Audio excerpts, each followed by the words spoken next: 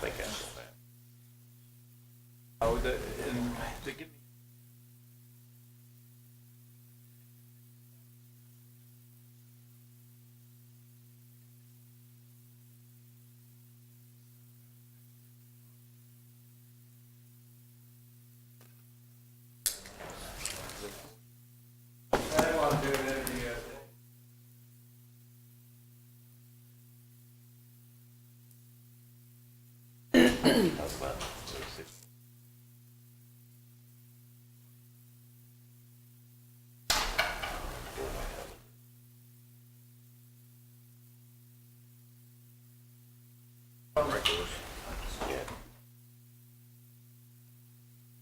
All right, ready? Come on, man. You got a quorum.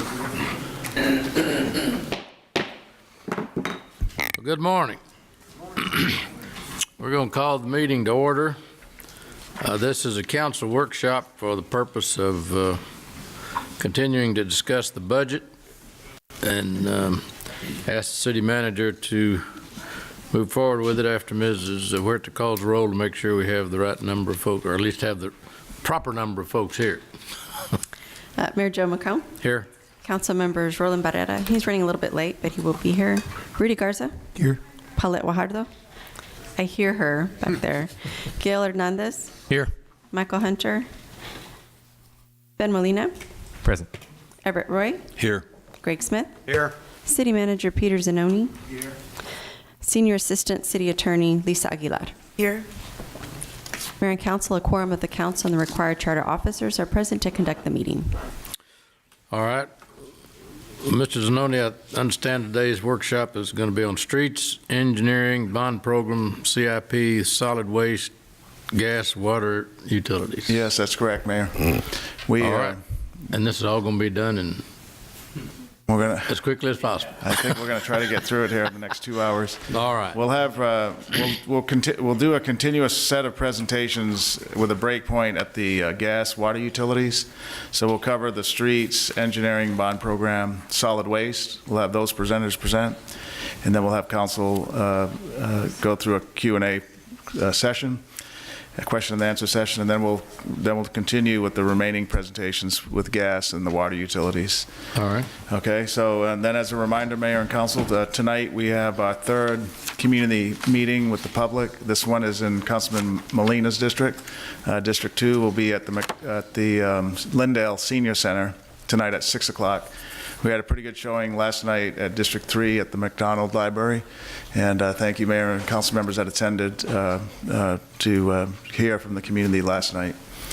And then next Thursday, we'll continue our work sessions with some of the hotel occupancy tax and related operations.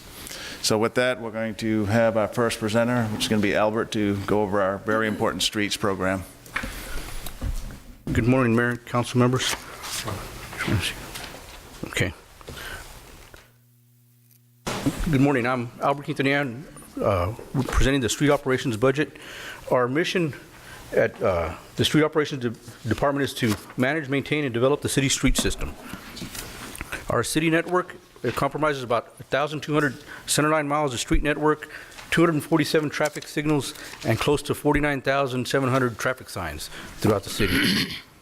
Our organizational chart, we consist of 149 employees currently, which is subject to change, and we're overseen in two separate departments. Basically, our field operations, our street operations was overseen by Juan Carlos Cardenas, and our internal planning operations is overseen by Sarah Munoz, who are both here in the audience. As a part of our organizational chart and our proposed budget, we're wanting to add 5 additional employees, and we'll discuss that later on in our presentation. As far as our achievements for 2019, we did a couple of things. We tested some new surface treatments, some asphalt oils to do what's called a fog seal, to try to seal the pavement in minor cracks and extend the life of some of those pavements.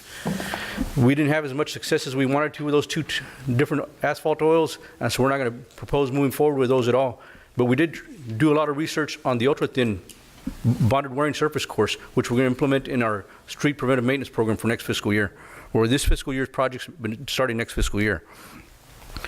Additionally, we constructed 11 signalized corridors through the Highway Safety Improvement Program that's funded through TxDOT.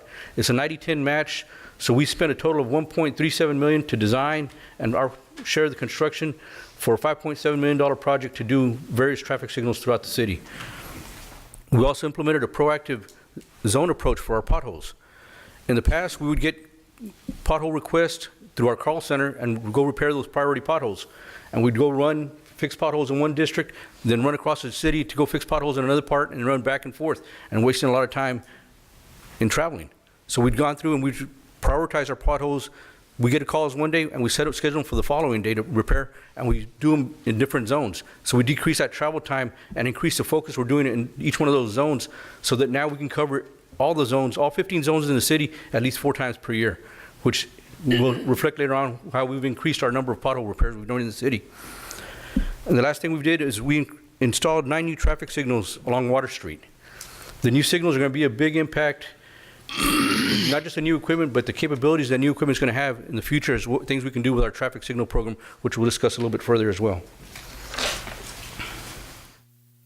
Performance measures.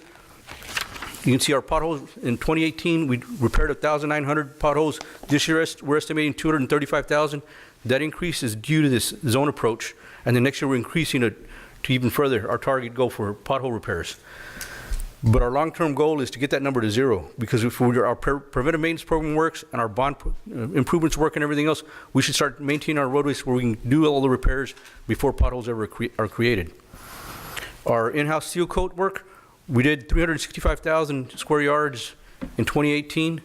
2019, there's an increase, a substantial amount, but that was part of the SPMP program that we discussed in May, where we decided to do 120,000 square yards additionally in-house with our in-house forces. So that's the reason the number went up. And then for next year, we plan to do even further seal coats, now that we're having more money in our budget, hopefully. As far as our traffic signals, last year we upgraded or interconnected 38 of them to our traffic management center. This year we're doing 45. Signals will be interconnected to our traffic management center. And next year we're planning to do the remaining 60, so that we'll have all city traffic signals connected to our traffic management center, which will help us with our improvements for traffic progression throughout the city. And the last item, performance measure, is our thermoplastic striping. Last year we did 40 miles, 79 miles. This year we did 80. Next year we're planning to do 100. The goal is to get to where we can do all the striping once every 4 years, since the life cycle of the striping is 4 to 5 years, and we're not doing striping the way we are now. We're going to every 8 years, and the striping was totally faded and gone before we could go back and restripe it. The services we provide is pavement maintenance and repairs, where we have 106 employees. That's the brunt of our work, doing out in the field all the pavement repairs, pothole repairs, curb and gutter repairs, herbicide, and all the other work we're doing out there in the field.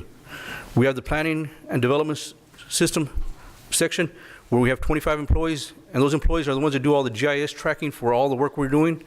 They're the ones that keep track of all our Transmap data. They're the ones that keep track of our budget and finance and see where we're going. And they're going to be the ones doing all our design work in-house as well. And then we have our traffic signals and maintenance repair crew that consists of 10 employees that do the actual field repairs and the monitoring of our traffic management center as well. And then we have our signs and marking crews that are 13 employees that not only just install and repair the signs. We have a small sign shop where we actually fabricate the specialty signs in-house as well. This next slide, it's familiar because it's from Mr. Zanoni's budget presentation. And as you can see, in streets, we're increasing our budget drastically. We're going up to $128 million, which is more than double from the previous 2 years. So now that we have this budget presentation, our job with mine and the assistant director's help as well is to make sure we expend these funds wisely. The $128 million comes from 9 different sources, and it's broken up basically into 3 different functions that we do. Our street maintenance, our residential street reconstruction program, and then our arterial and collector reconstruction program. And so I want to go over those a little bit further. We're starting with our street maintenance operations. As I stated, the street maintenance street fund of $39 million is our day-to-day operations, and we have the stormwater funds as well. It's $2.5 million is used for our curb and gutter operations. We're doing minor repairs on our streets as well, and then use it to help fund other concrete work in the city as well. And we're proposing an increase of $3.9 million, mostly from fund bonus transfers and some increases, other slight increases as well. If you look at our funding sources, the lion's share of our funding comes from the general fund transfer and our street maintenance fee. And the street maintenance fee goes to fund our street preventive maintenance program. The total there, does the general fund transfer and the street maintenance fee is approximately 78% of our work, and it reflects the 78% of our pavement maintenance repairs as well. So you can see the lion's share of our money comes in and is used on our pavement repairs as well. And then we do the in-house planning, the traffic, and the signal striping and everything else as well. The residential street rebuild program, this is the 2 cent plus 2 cent plus 2 cent fund. And we're increasing quite a bit to 14.5 million figure, and that's from carryover from previous years and the proposed increase in tax from the fiscal year 20 as well. And we're going to combine that with a 10.55 portion that was approved in the 2018 bond to come up with a $25 million bond program or program total to do residential streets. This total $25 million residential street program will allow us to repair approximately 25 residential streets throughout the city. Not 25, 65, I'm sorry about that. As a part of our budget proposal, we're asking for some additional funds. One of them is for $600,000 to increase our IDIQ contract for pavement repairs. With the additional construction going on in the city, we know there's going to be a lot more work, people driving through streets to get away from the construction areas. So we want to make sure we have additional resources available to help us address those issues. And then we also want to make sure we're having availability to do priority repairs when we need to, if we're tied up doing other repairs as well. And so we'd like to have an additional $600,000 added to our IDIQ contract. Our second enhancement is for an additional $200,000 in our traffic signal contract. And this contract is used for specialized work. We don't have the equipment to bore underneath our roadways to run conduit and cables from the signal arms to the controller cabinets. We don't have the equipment to drill foundations and install the mast arms.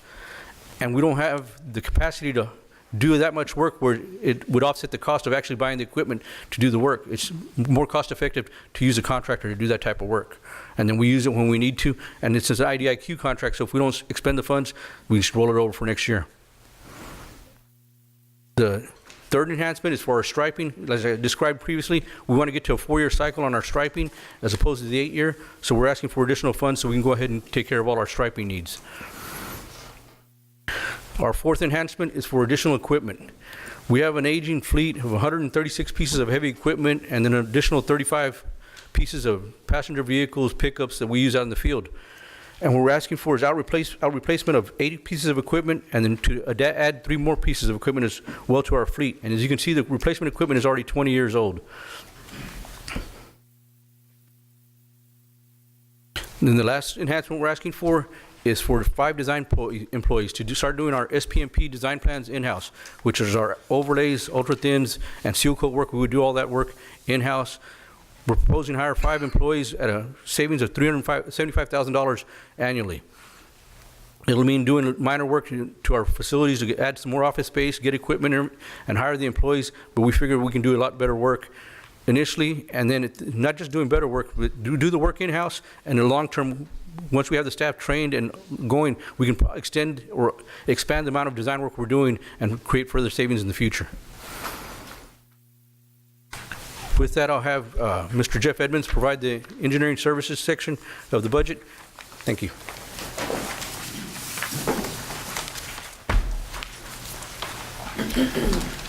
Thank you, Albert. Good morning, Mayor, council members. I'm Jeff Edmonds, Director of Engineering Services. Engineering Services is an internal services fund, which means my clients are really all the operating departments of the city. And our mission is to support the operating departments in executing their capital project needs. And we do that by providing program management, project management, and other technical services. We function essentially like a program management office for the city, for the CIP. If you've ever heard that term, that's a common industry term. So a few statistics about engineering. We typically have 50 to 60 construction projects going on at any given point in time. On average, we're processing about $12 to $15 million a month in invoicing activity, and which also translates into that much work being installed, work in place. Our average project size of the current construction portfolio is about $6 million. Engineering has three divisions. We have what we call the project management division, which is on the front end part of the project where we're dealing with needs identification. A lot of times the department brings a problem to us. We have to diagnose the problem and formulate a solution. And then we go into a design process, design a solution, produce bid documents that can go out and is bid.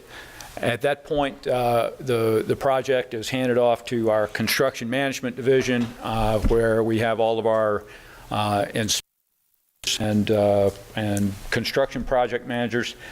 We also have what we call a support division, and that provides all of the support functions to both of the other two divisions. And this is where we have financial management folks, AP folks, our HR function, IT. A lot of the reports are generated by these folks. So, and management aides that report to that individual are embedded in both of the other two divisions. Some of our achievements for the last fiscal year, I think getting the early design for the Bond 18 is a major accomplishment, and passage of all the propositions on Bond 18. It hasn't exactly met my expectations. There's been a little slippage. However, I can still say that the Bond 18 is going to have a quicker start than we've ever had before on a prior bond election. By end of the fiscal year, all of those Tier 1 projects that were subsequently moved over to Type A for funding, Type B, sorry, all of those are going to be awarded. We've got one coming to you this month. The third of those three. By end of the fiscal, there will have been about a dozen street bond projects that have been completed in the fiscal year. So these are some performance statistics. In the last fiscal year, we awarded $126 million of contracts. This year it's going to be a little shy of that, and we're predicting that it's going to tick up in fiscal 20 to about $150 million.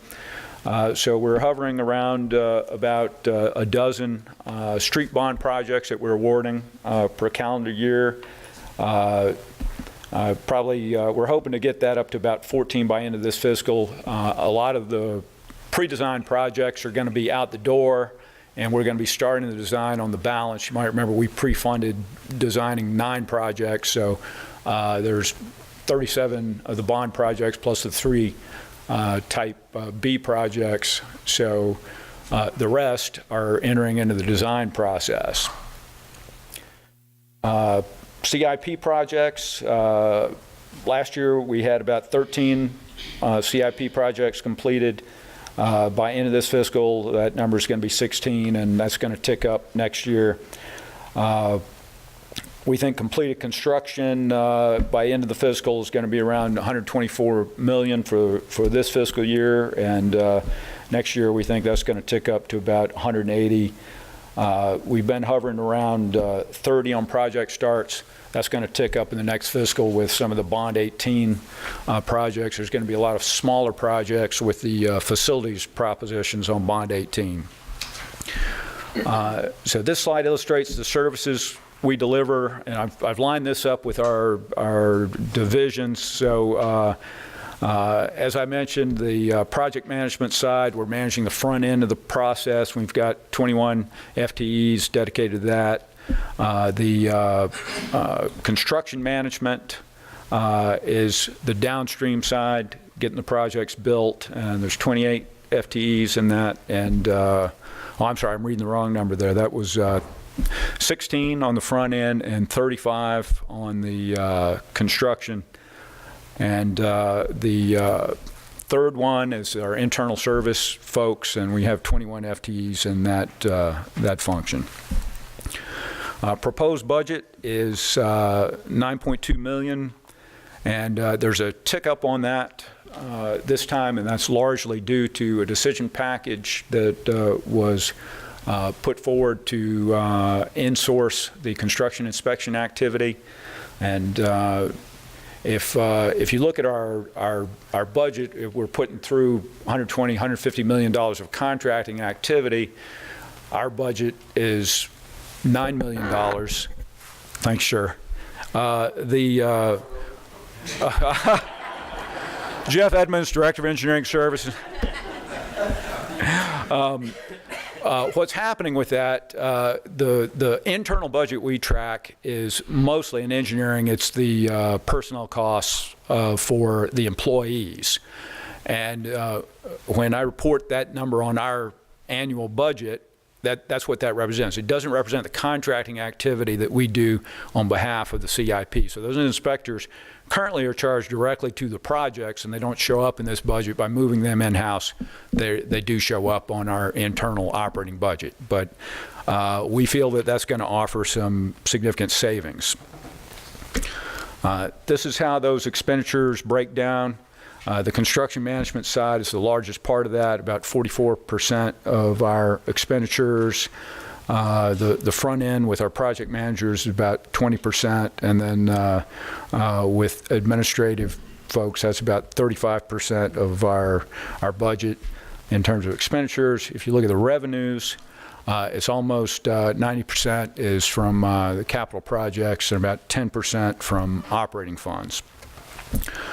Our enhancements proposed, as I mentioned, we're proposing to insource the construction inspection.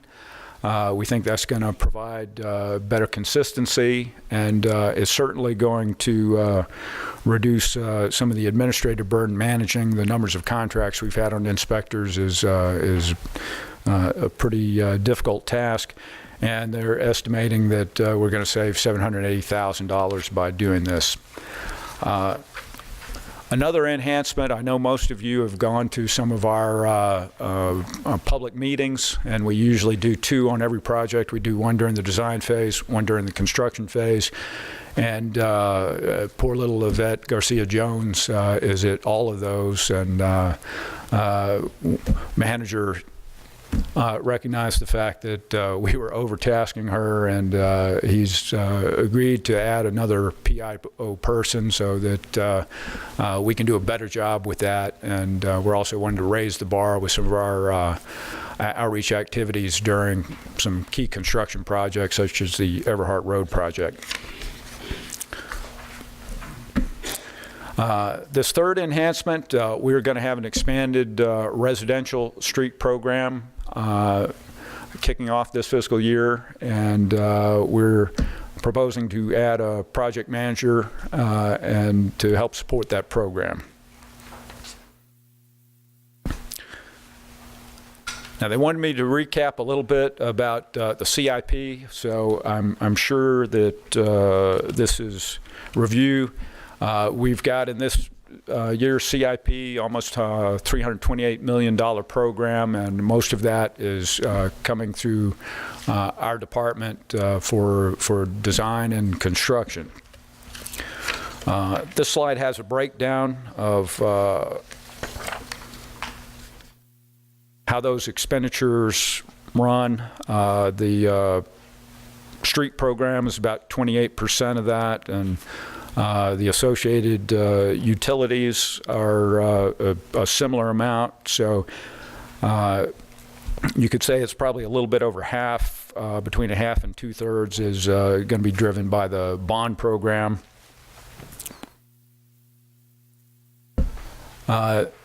These are a list of some of the key projects in the CIP. Bond 18 is obviously going to be a major factor driving our activity for the next year, both in terms of the street bonds, but also the facility projects, which we haven't done significant facility efforts since the Bond 2012 program.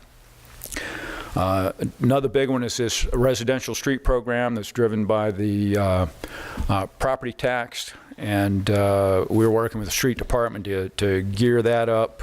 And there's going to be some big wastewater work coming out with treatment plant improvements. That concludes my presentation. I'm going to turn the floor over to David Layfelt with solid waste.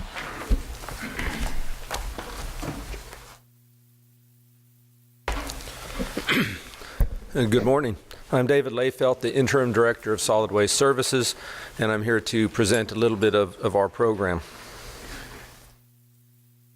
Our mission at Solid Waste is to efficiently collect, dispose, and recycle solid waste in an environmentally responsible manner to ensure public health and beautification of the city.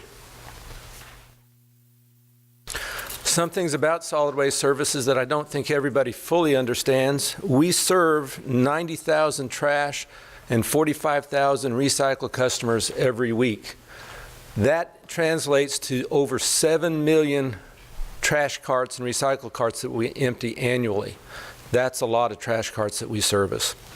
Rates will remain the same for fiscal year 2020. We are not proposing any rate changes. We have some efficiencies that we're working to generate, and we hope to be able to do the same and better service than we have in the past at the same cost. And the third thing is we are aggressively looking at new ways to expand our recycling system. Corpus Christi has an excellent recycling program. It has some problems, and there's some area for improvement. One of the biggest that we see is a lack of organics recycling in Corpus at this time, composting. Organics compose about 65% of everything we throw away in our households, and we currently have no way to recycle those materials. So that's something that we will be aggressively pursuing in the future. The organization chart, we're broken up into two main areas: collection, which is headed up by our Assistant Director, Paul Bass, who is in the audience. And then our disposal operation is headed by Philip Aldridge, who will be starting work for us next Monday. And we're very excited to have him on board. He brings a lot of experience to the city. We have 170.62. It's always nice to have a part of an employee out there. But we've got a lady who works part-time for us and does an excellent job. Some of the achievements we have in 2019. Our garbage collection misses decreased 15% in June 2019 over June of 2018. Our goal is not to miss any trash at any time, anywhere, but remember we do 7 million collections a year, and so we're going to have a few. Our Recycle Right Dirty Dozen collector cards received a statewide award. This is one of the programs that we use to educate the public on what not to put in the recycle carts. It's an excellent program. I wish I had created it myself, but I just get to inherit a wonderful program. Our graffiti program responded to an increase of 83% of cases. We were able to do that with our current staff and our current resources. The fact that we had to respond to 83% more cases is not a good thing, but the fact that we were able to do so is a real positive for our department. And our, excuse me, our Citizen Collection Center and Household Hazardous Waste facility had an increased usage by 9% this year. These are both excellent resources that the city has. We provide them free of charge to our citizens and customers, and the fact that they're beginning to recognize their existence is a phenomenal thing for the city, and it will help everybody improve the beautification aspects that we have. Some of our performance measures: we reduced our garbage and recycle misses. 2018 we had 9,000. This year we're estimating almost 7,000 misses of trash or recycles. That sounds like a big number, but when you remember it's out of 7 million, it's less than 0.1% of all of our collections are missed. That's a pretty good average, but it's not good enough. We want to continue to improve that and reduce that continually. We want to reduce our contamination rate in our recycle containers. It's currently running about 29.32%. It's been showing a steady increase over the years. We want to work diligently to lower that. The fact that it's going up is going the wrong direction, and that's why the Recycle Right and the Dirty Dozen cards are so important. The transfer station average tons per day, we are improving that. The more we can haul from the transfer station, the more efficient we're being, and so that's a good number to see rising. And then the compliance cases. This is our compliance enforcement of our illegal dumping cases throughout the city. We have a huge problem with illegal dumping throughout the community. It's a blight on our fine community, and we want to work diligently to reduce that. And we're using our enforcement staff to do that. And so we had anticipated 2,000. We were up to almost 4,000 cases this last year. More and more education is needed, and we want to reduce that number in years to come. The services that we provide in solid waste. On the left, the first three are the core services that I think everybody expects out of the solid waste department. Refuse collection, recycling, brush and bulky collection. That, for most people, is what solid waste is all about. But along with that, we have other facilities. On the right is the Cefe Valenzuela landfill. It's a state-of-the-art facility with over 100 years of life left in it. It's an excellent facility that the city has, and we're fortunate to have it. The J.C. Elliott Transfer Station is another part of our organization that really provides good service to the city. It provides efficiency. It provides cost savings. And then the sludge hauling. We provide the sludge hauling from the wastewater treatment plants for all the biosolids that they generate, and we're able to do that on a very efficient basis. We also use the sludge hauling folks to help with our neighborhood cleanups. They're the ones that set the big roll-off boxes out on the island or the Flower Bluff or the other cleanups that we have. Those are our main services. Across the bottom are some of the ones that are more unknown, unheralded. Our compliance, the stormwater baskets. This is a part of the operation that we use to keep the trash out of the bays and estuaries. We support our stormwater team through that. Our graffiti cleanup, remarkably, we're able to clean most of it up almost as fast as it gets out there. It's a lot easier to spray paint something than it is to remove it, so our team has a real effort to get it taken care of. Our street sweeping contract that we manage, we help maintain the city's streets free of floatables. And then we've got one person in our education department to help educate the public on recycling and litter initiatives. In 2020, our expected revenues are $43.4 million. Most of that is coming from the general fund. Stormwater fund provides a little over $500,000, and that helps fund our stormwater baskets and our street sweeping operations. Our proposed budget, on the outside in the black circle, it shows our revenues. The vast majority of our revenues come from our utility customers, the homeowners that pay us on their monthly fee. The next largest is our disposal fees that we collect at the Cefe Valenzuela landfill from our commercial haulers. And then we've got the MSWSS charge, which contributes almost $8 million more to our operation. There's a few other minor fees there. The costs of what we fund, there's a lot of things that we do. The previous slide showed all the different aspects that we have. But once again, refuse collection and Cefe Valenzuela landfill are probably the two biggest slices of that pie. We have a very efficient operation. We're doing a good job, and these numbers really support that message. We have a couple of enhancements that we're looking forward to. We're proposing to increase the number of street miles that we sweep by spending an additional $101,000. We want to go from almost 8,000 miles of street sweeping to 10,000 miles. This is important because this is our first line of defense against the floatables getting into the bays and estuaries. Once they're out in Corpus Christi Bay, they create pollution, they create eyesores. It's just a mess, and if we can get it before it gets out there, it's a real benefit to everybody. Ideally, nobody would throw trash on the street, but unfortunately they do, so we have to deal with that. Our second enhancement is along the same lines. If the trash is thrown in the street and we don't get it swept up before it rains, it's washed into our storm drains and then it flows into the bay. These storm baskets are designed to put into our inlets, our stormwater inlets. They catch the floatables as it comes in, as it's washed in by the rain, and we're able to once again catch it before it goes out into the street. Currently, we're running 41 baskets throughout the community. We want to add 33 additional baskets to that in order to help things along, and we're asking for an additional $106,000 for that. That concludes my presentation, and I think we're going to be going to questions and answers.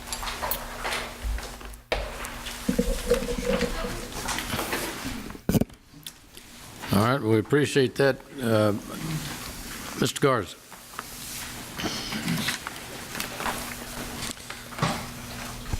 I've got, first question is for Streets Department. I really appreciate your aggressive approach to using the funding mechanisms or the funding streams that we have in order to be able to get a real aggressive streets program going this year. In my opinion, my humble opinion, $128 million to actually execute is a real optimistic goal. I guess the biggest question I have is, how do we expect to ramp up? We've had some issues when we stumble, when we have some increase in funding or some funding comes on stream to be able to do the preventive maintenance program, or when we've added additional bond programs. And so the question that I have is, how are we going to ramp up? And if we do ramp up to that 128, then what steps do you have going forward to make it linear? Because at some point, I don't see us, I would love to have us have $128 million a year to dedicate to streets, but I just don't see us being, we don't have the funding to do that. It's going to be more like in the $85 million range year on year. So without hiring a bunch of people or increasing a bunch of activity and then having to ramp back down and then ramp back up when you do have additional funding, how are we going to try to make that linear going into years going forward? Well, that's going to be part of it's with our streets funds and the street services, and then part of it's with engineering services as well, with the additional employees we're hiring, and then working aggressively as much as possible to make sure we're on top of stuff. It's to the point where there's an aggressive amount of communication going on between engineering services and the street department to make sure we're tracking all the projects, where they're going and where they're at. As far as construction problems, trying to resolve them and figure out where the issues are to get the projects moving as quickly as possible and possibly save time on construction projects by fixing the problem sooner rather than waiting for it to be later and then dragging on to come up with a decision to take care of those repairs. And so we're trying to aggressively work on our construction management a lot more. And like I say, there's no way we're going to keep $128 million year after year. Yeah, that's the thing. I was seeing the chart, and it was heavy loaded in the administrative services side and not enough resources over in the project management side.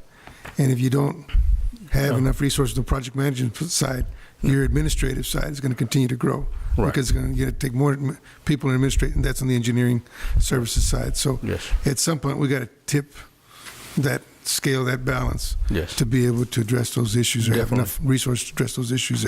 Councilman, can I add that there's two things that we're going to be doing in streets. One is balance the workload between city staff and contract staff. So using contract crews helps in these periods when we have more one-time resources. So when we have a contract one year, we may not the next year, and the private sector finds work elsewhere. So it'll be a balance of using in-house forces and contract work to balance the delivery. But more importantly, we're already meeting with Albert and his team on his production schedule. So we're not going to wait till October, November to figure out what we're doing. We're already right now having Albert develop the work plan. What can we expect to do in October, November, December, and so on, so that we'll have a clear map for how do we execute the money and the production over the next 12 months. Do you think it might be possible for us to get quarterly reports on how we're doing on the street operations, just because it's such a big number? Yeah, and again, I'm happy that we're looking to spend that kind of dollar on streets, but I just feel more comfortable if we got quarterly reports so that we know where we're going to wind up at the year end and not find out we we're only able to get about Right. half or Yes, 60% of the work done. Right. Yeah, you will, Council. You'll get the quarterly reports, in fact, on all of the budget initiatives. And so what we're doing with all the departments right now is having them develop a monthly work plan.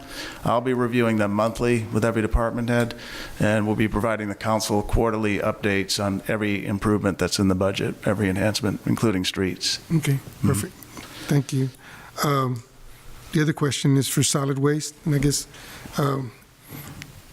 we just, this last Tuesday, we approved that, I guess, holdover or the modification to the contract on, with the contractor related to the landfill services. So it is going to, it represented an increase in what it was going to cost us to operate the landfill, you know, over the next 16, 17 months. Right, for the And I next guess seven. the biggest question that I had is with no rate increase and with all the initiatives that we have in the general fund to add 5 police officers, to do some of the things we want to do in Parks and Rec and in the libraries and all these other things that we're looking to enhance, how are we going to do with $2 million less without, and again, I'm glad that we're not increasing rates. I'm absolutely happy that we're not increasing rates. But I'm just wondering how are we going to find some cost savings along the way? What are we expecting to derive to be able to make up those $2 million? So, some of that is coming from efficiencies that we're accomplishing.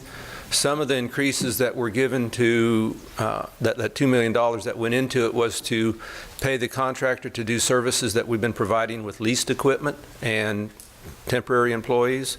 And because the cost is going to be the same or less for them to do it, we will get some of those savings through letting these temporary employees go, canceling the lease programs that we have on the heavy equipment, and that will help us a long way towards making that happen at no extra charge. On your storm,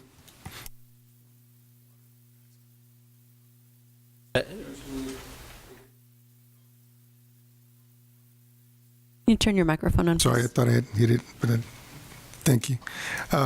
I just want to compliment the department and stormwater on the stormwater basket program, because I think that's critical for our area and what we're trying to do in terms of water quality in the bay. So Thank you. keep that work up, and I think it's Appreciate that. really, really important work. Okay? Thank you. Thank you.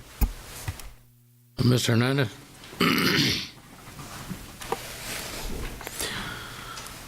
Okay, I guess we can start off with streets here. Real quick, on your traffic signals section, you have your overtime is at 7.8%, which is higher than the rest of your sections. Is there a reason why traffic signals has that higher than? Because when they work their regular work, the traffic signals don't just go out during the regular normal working hours. And so we have people on call, and after hours, they need to go out and repair signals after hours. That's why the power outages or other signal malfunctions, we have them go to address them immediately instead of waiting for the... Okay, do you have a specific target for that?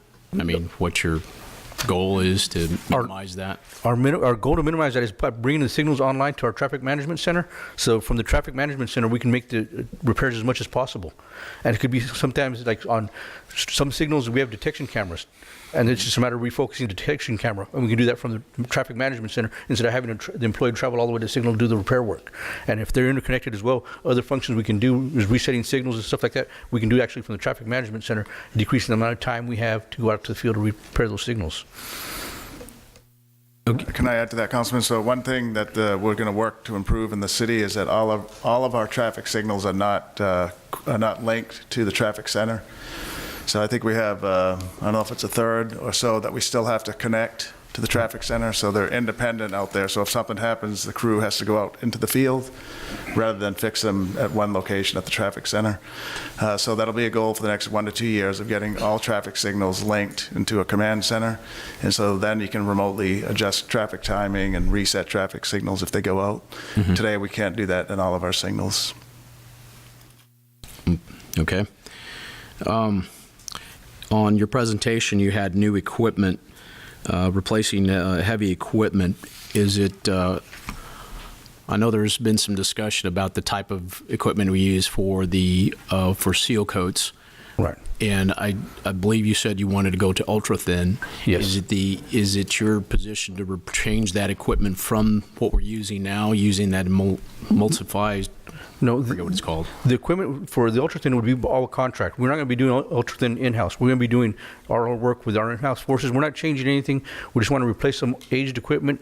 And the three additional pieces of equipment we want to purchase are another loader for our materials yard, because now what happens is in the morning, the people go to the crews go to the yard to get loaded with equipment. We have one loader in the yard.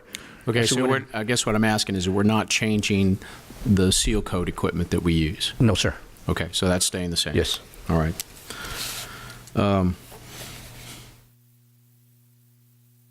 On the, with streets, you provided us a list of the streets that were going to be used for the 2-cent tax increase, and I actually saw those exact same streets in the CIP book.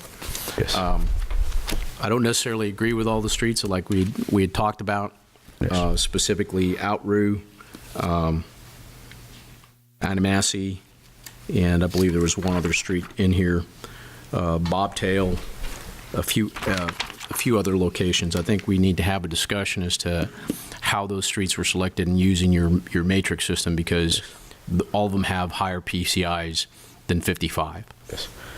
And so I think we should have a longer discussion on the selection of those streets, specifically since there are a lot of other streets that need work that have access to schools that may not be right next to it. So just using your matrix, I think there should be opportunities for other streets to be considered that are in much worse condition. And we can have that discussion. We're proposing already to provide all the information as to the matrix system that's used and what the criteria is used in that matrix and how the projects are selected. And the PCI is just one factor in that whole selection process. And so just looking at PCI alone won't tell you all the conditions or issues on a street. Sometimes there's other issues such as utility conflicts, ADA conflicts that'll drive up the cost or the timing to get the work done on that section of street. And so since we want to try to expedite using those funds as much as possible, we want to Now, do the work. ADA, as I understand, this is only on, our street maintenance fund is strictly for the asphalt, not for sidewalks and curbs and gutters, right? No, on our overlay projects, we need to still meet ADA requirements because it's considered an enhancement to the roadway. Since we're adding structural capacity to the roadway, when we do an asphalt overlay, we need to do the ADA improvements at that time.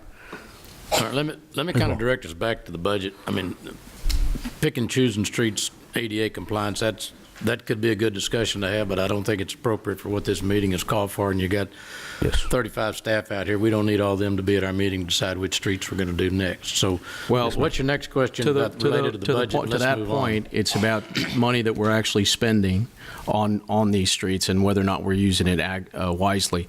But I'll have a meeting invite for you next week. I went through that list already. All right, sir. Okay, so my next question is for engineering.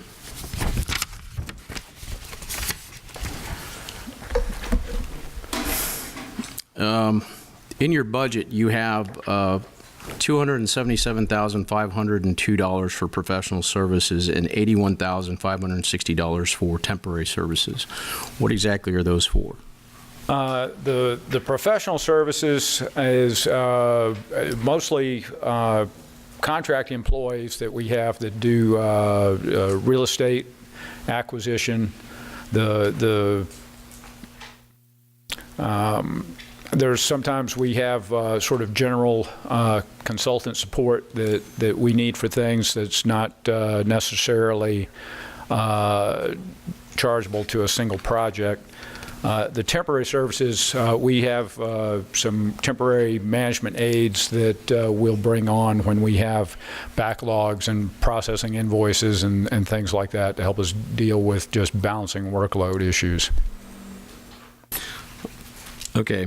In your construction inspection group, you have lease purchase payments for $435,281, which is the lion's share of all your rentals and lease purchase payments. What exactly is that for? Trucks. So it's just, what kind? Just regular Pickup trucks. Regular It's what pickup trucks? inspectors use to travel, and we're actually proposing to buy 10 more for the new inspectors that we're wanting to in-house. Since contract inspectors bring their own vehicle, we are going to have to provide vehicle for the in-house guys. What is it that you rent? Size tires do they put on those trucks? What is it that you're renting? You know, I'm probably going to have to take an offline action item to get some details on that. I really don't have all that here with me. Yeah, it's like almost $50,000 worth of rental items. I'm just curious as to what we're renting. Okay, I'll get that information from you. Okay, next question's for solid waste.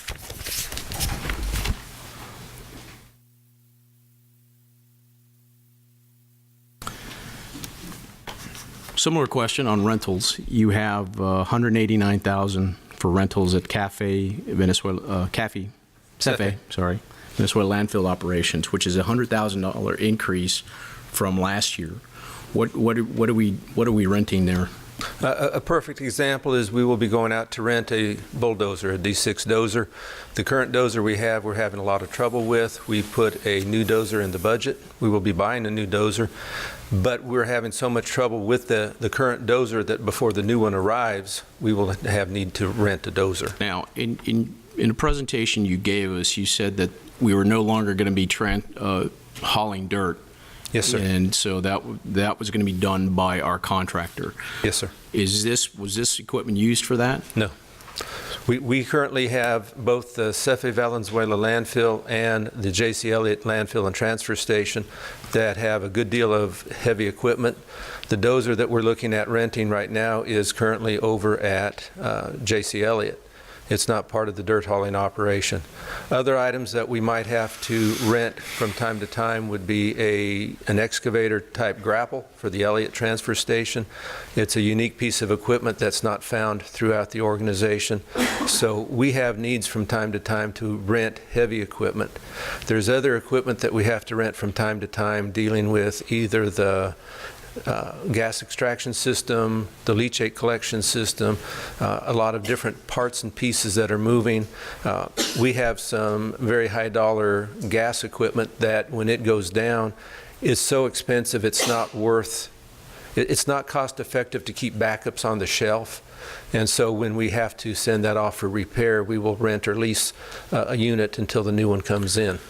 So is this something that's going to be like a long-term rental over many years, or is this just for a short-term period of time? These are typically short-term while we either get the piece of equipment repaired or we're able to go out for bid and get a new piece of equipment online. Unfortunately, the bid process is extensive from time, and so when something has a catastrophic failure, we can't always just go out and pick one up off the shelf.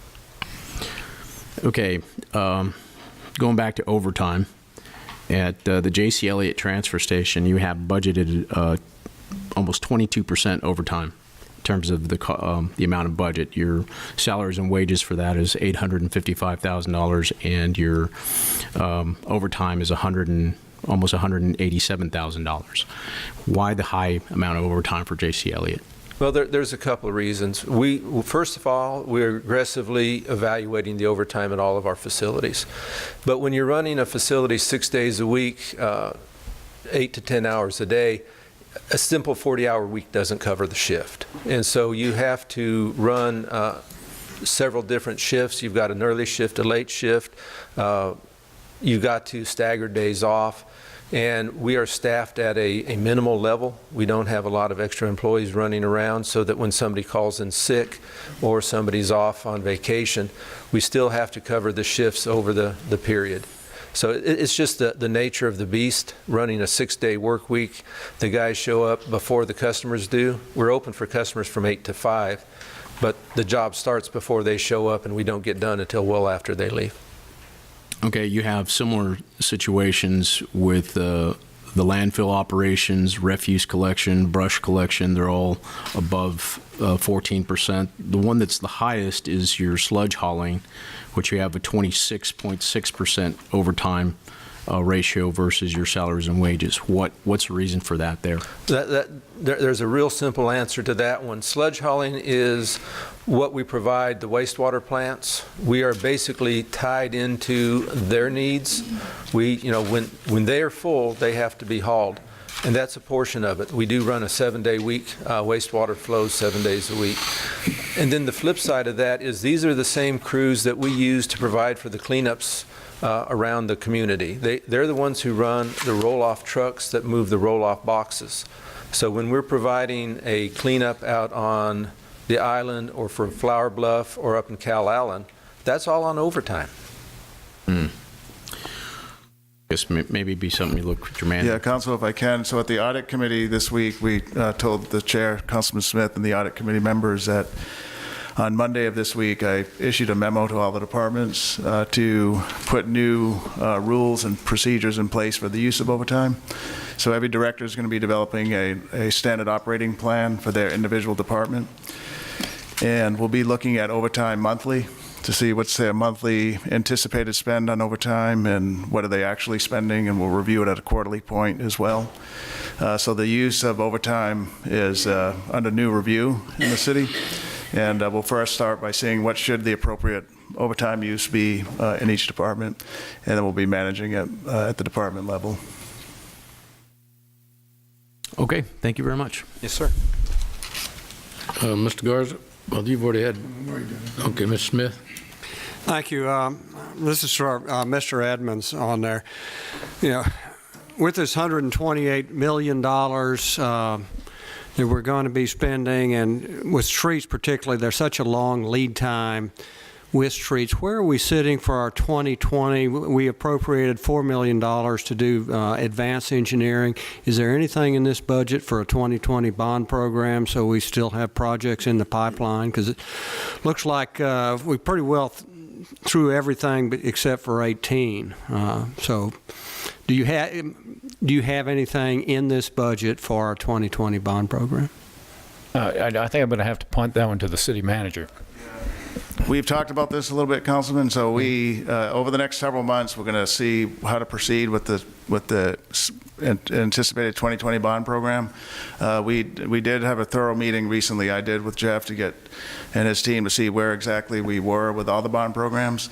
So the 2018 has a lot of work to do still. Many projects still need to even begin, and we're still finishing up a good amount in the 2016 bond program.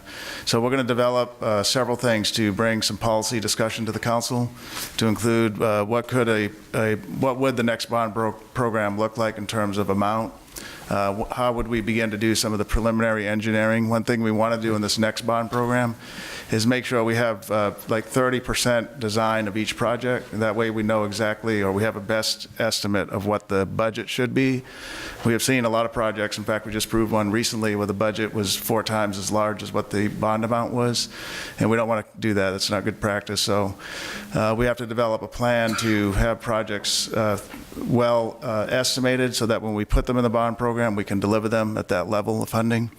And so in short, we don't have a succinct answer today and a mapped out plan, but we will over the next couple of months in terms of when would the next bond program be, what would be the size, and what's the approach to beginning the preliminary design work in some of those projects. Okay, and thank you. I think we are gearing up to be more aggressive.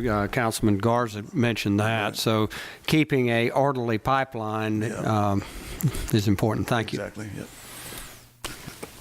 Mr. Molina? Thank you, Mayor. Just a question for streets. I was really interested in, I still am interested in asphalt recycling, and something that I know that we had looked at in the past. And with what's presented today, are any of those methods being checked into? Yes, we're looking at different ways we can use old asphalt, and we're looking at ways to incorporate the equipment we currently have in our inventory to use it to recycle asphalt as much as possible, and what other minor equipment do we need to help extend the recycling program we can do. And right now what we do is that if you look at the materials we haul off when we repair a roadway and all the base material and the old asphalt, we want to make sure we try to keep the contamination at a minimum. So when we haul off the old material off the roadway, what can we do to use that to repair other roadways or for other edge repairs or other issues where it might not be critical, but to recycle as much materials as we can, because of the cost savings involved in not having to purchase new equipment or new materials to replace those. If we use for an edge repair, if we can use old asphalt to repair an edge, we can do it that way, it's a lot better. Or if we can stabilize the existing asphalt and recycle it in place and then just put a thinner cap instead of removing all the asphalt and putting in new asphalt, we'd have a major cost savings. And so we're looking to different equipment we can use and what we can do to expand our recycling program. Yeah, and Councilman Albert, we have a BOMAG machine. Yes, we have. Yeah, so we do have a machine that does recycle asphalt. I know you brought to our attention a certain piece of equipment, but we do have a machine that does do that, and we do use it today in the street application. It's the brand name, I guess, is BOMAG. It's a BOMAG, yes. But it recycles the asphalt as it takes it up. It introduces different emulsions into it and lays the asphalt back down. So we currently do that today in a limited capacity. I'm glad to hear it. Thank you. Mr. Hunter? Councilman Hernandez, I thought you were going to steal my thunder on your street light question, so since that's always my favorite topic, could y'all answer a few questions for me? So we have 104 other traffic lights that aren't listed here for the 2018, 2019, 2020. Were those already integrated into our network, or are we planning on doing those in the future? We have some that aren't integrated, but our goal is by the end of 2020 to have them all interconnected right. to our Okay. traffic management Just making center. sure I understood that. How many did we have, say, 5 or 10 years ago? Did we have any? Was it like a handful? Was it 13? Anything like that? Anybody? It was just a handful. Okay. We haven't had them from 2013 on as we've done the lion's share of the work. And if you do have numbers, what sort of congestion reduction percentages are you thinking of seeing? Well, I don't have the numbers for that. Hopefully a lot if they're all interconnected, right? Yes, and the thing. I don't know if y'all have those numbers. I was just asking. No, we don't have. And the thing about having them interconnected, it means that they're talking to our traffic management center, but that we could have them talk to one another as well. And that's why we're hoping for the improvements as far as progression on Yes, having sir. traffic flow a lot better. Yes, sir. Thank you. And then I think that y'all pretty much touched on everything I was going to ask on the $128 million for 2020 in pipelines. FTEs, I think that's all I have for streets. I'm sorry. Thank I you. just have one quick question on the graffiti. Seems like y'all have been doing a good job. Actually, once I think about it, I don't see it very often. You have an 83% increase in the cases. What was the number that you had increased on the number of graffiti cases? I think you mentioned it. I wasn't able to write it down. I'd have to go back and look at, I can get that information for Okay, you. because I couldn't find any. That's all. Thank you. Mr. Roy? Thank you, Mayor. I think most of the questions have actually been answered, but I do have a question for streets related to, I want to get a clarification on the pothole program. So if I understood what you said, in the past, you found yourself, the crew basically going from one part of the city to the other. It wasn't systematic. Right. And so you said that you're going to change that. We have changed it already. You have changed it, but you also talked about the frequency in terms of the 15 different areas that you'll go out and actually proactively, I guess, look for potholes, yes, proactively in those areas, those zones. So in addition to that, when people call in, yes, do you respond to those? Yes, we respond to those. There's a work order set up for it, and we respond the next morning to patch a pothole. But we actually go out there and look at that pothole before then to make sure if it's a priority safety concern, we can fix it that same day. We go fix it that same day. But if it can wait till the following day, then we schedule it for the following morning. Okay. And then my other question is, you mentioned that you had experimented with a couple different types of asphalts. Yes. Is the asphalt that you use in the potholes, is that something that you're changing, or are you going to use the same material? We use the same materials for potholes. The materials that we tested they're for what's called a fog seal, where on the existing roadway, all you do is shoot a coat of new oil on top of it, and it's supposed to seal some minor cracks and stop the oxidation from the sun on that existing roadway surface, the good roadway surface, to preserve it and help it last another 3 to 5 years. Yeah. And we're seeing that we don't get it. It faded off within 6 months. And so we're thinking, if it's not going to last 6 months, it's not really worth the cost of the work. The reason why I asked, because probably the highest number of calls that I get are related to potholes. Yes. And I noticed out in the area, Cal Island area, there's a few streets that it seems like a pothole's repaired. That same existing pothole after a rain, Yes. it's back to where it was before.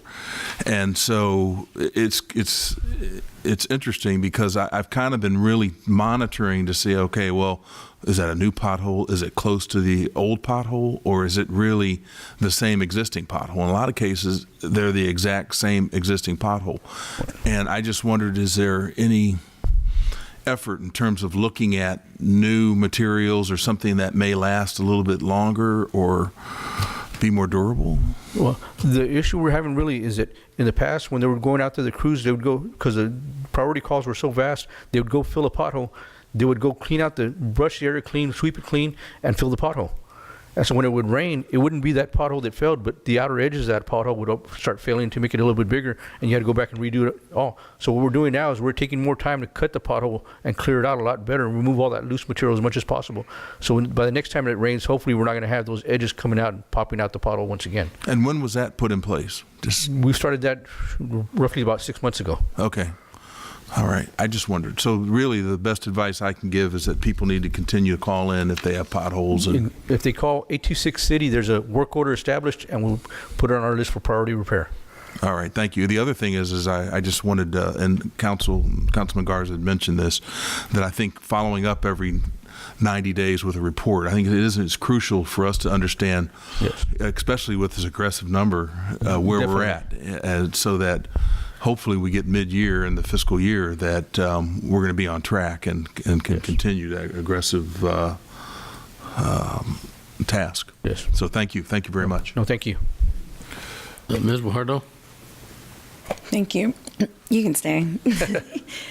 I'm just going to clarification for myself on the pothole. So basically, it isn't, because I think we all experience that, where it comes right back after it's been repaired. So there is no, and the question is, there is no such thing as a better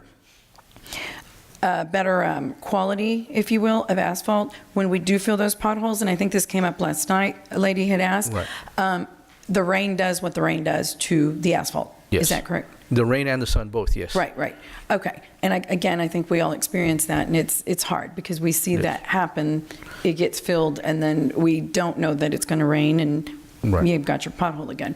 All right, moving. Actually, that's all my question, Mr. Quintanilla. I have a couple questions for Mr. Lefelt. Am I pronouncing your name correctly? It's Layfelt. Layfelt. L-A-Y.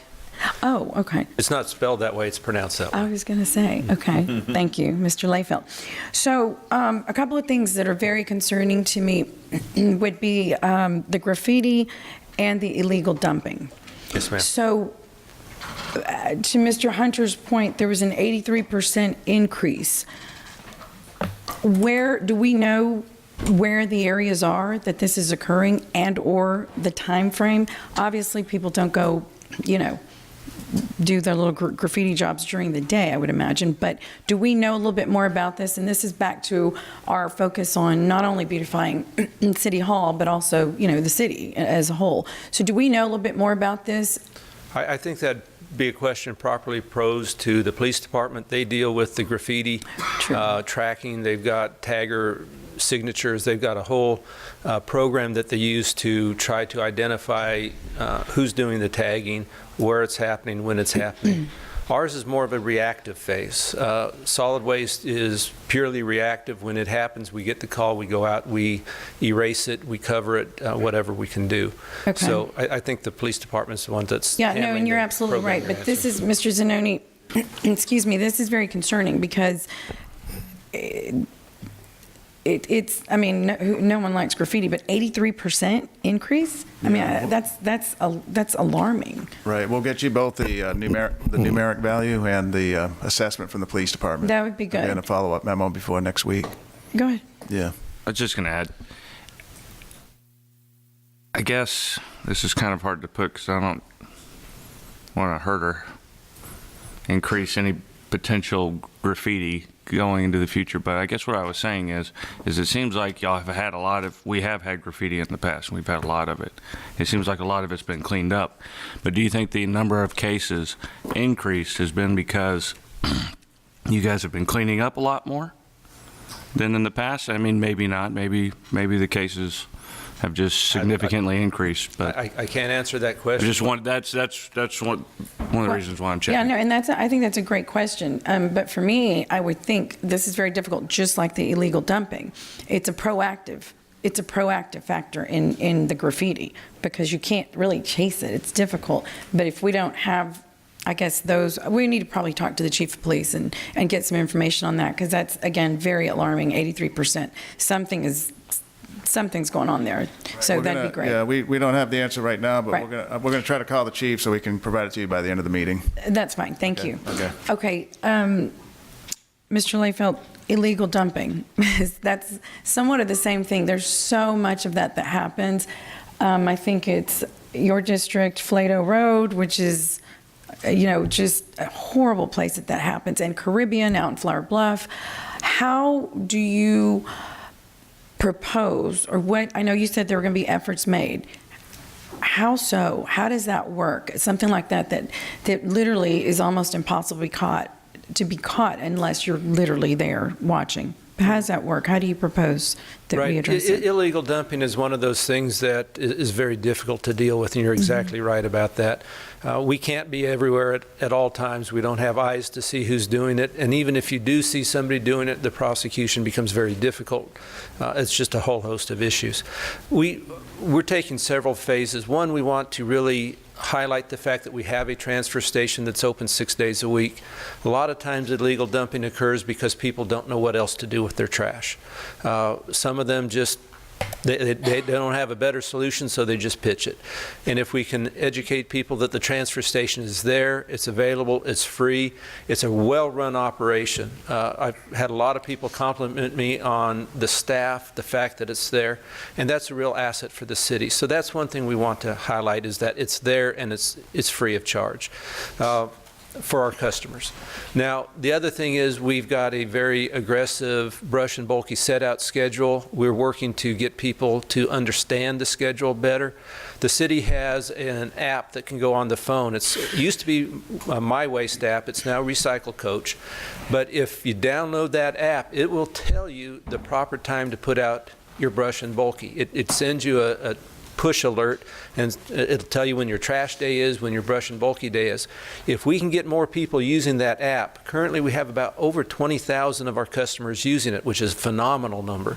If we can get more people to use that, that will give them more information on the proper days to put out their trash.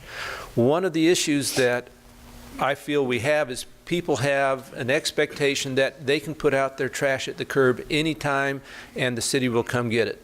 And they're right, we will come get it eventually, but if they put it out at the wrong time, it stays out there a long period of time. So using the transfer station as a positive aspect, trying to get more people to understand the schedule. We're looking at some other items, ways that San Antonio runs their brush and bulky collection by putting out notices, hang tags ahead of time. So there's some of those things that we're doing to try to help. Unfortunately, there are those customers who do not care, will not care, and aren't going to do it right no matter what.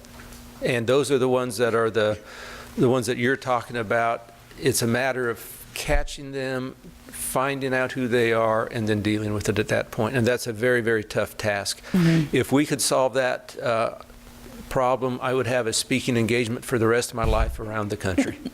Okay, and Mr. Zanoni, would it be possible to get I guess the heavier areas that are called upon for this, for example, Caribbean Road out in Flower Bluff or Flato Road, so that we can see where the calls are coming in for this issue? Yeah. And maybe therefore do a little bit more education in those, a little heavier education in those areas? Yes, we can, yeah. And David touched on this a little bit. With respect to illegal dumping, it's often done because there's nothing convenient. There's no disposal method convenient. Mm-hmm. So one thing we'll work with David on over the next several quarters is doing more drop-off containers. I know that happens today. There's one that's taken to the island as an example. So doing more community events where they'll know there'll be a drop-off dumpster, that the city will allow them to put refuse in there free of charge, and then we pick it up at the end of the day, at the end of the weekend. Those are convenient. So the transfer station's at one location in the city, but we know our city's pretty diverse in terms of geography, and so it's not as accessible to somebody living on the island or somebody up in Cal Island. So making disposal services on periodic points of time more available to the community will help in illegal dumping. So we're going to look at that.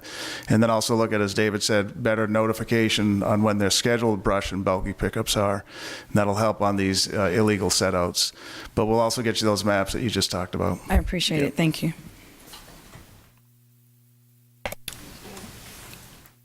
All right. Is this where you want to take your break, or do you want to go to the next section? Yeah, we're going to go to the next segment now. It's just two groups of departments. So we'll have our gas department present first, and then we'll be followed by our water utilities staffing. Bill McGaffey will make the first presentation.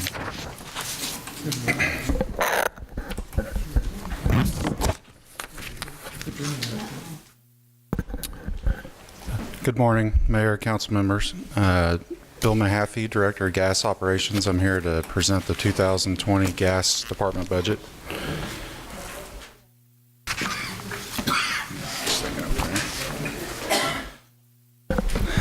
Our mission is simple: deliver natural gas to customers, but there's a lot of hard work involved in completing this mission.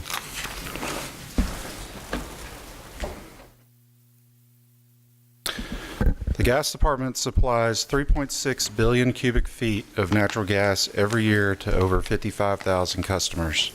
Our distribution consists of 1,500 miles of main, 87 regulator stations, and 6 points of delivery or supply points.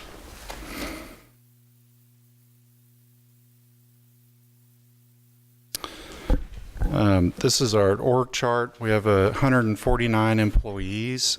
These employees are managed in 5 divisions. 2 of these divisions are maintenance and service divisions. The maintenance and operations division and the pressure division. They handle a lot of customer service calls, and they do a lot of maintenance on the system. And then we have our oil and gas well division, which they issue and inspect oil and gas well permits for new wells, and then they maintain and inspect existing gas wells. We have about 185 wells in the Corpus Christi ETJ. There's about 79 of them on the land and 106 in the bay. And then this division also manages our damage prevention program, which mainly consists of our line locating program. They handle about 30,000 tickets a year, and we do line locates for all utilities, so gas, water, wastewater, and stormwater. We also have an admin division, and then we also have a construction division. In our construction division, there's about 9 crews. We do all our construction in-house, or the majority of our construction in-house, and to save costs.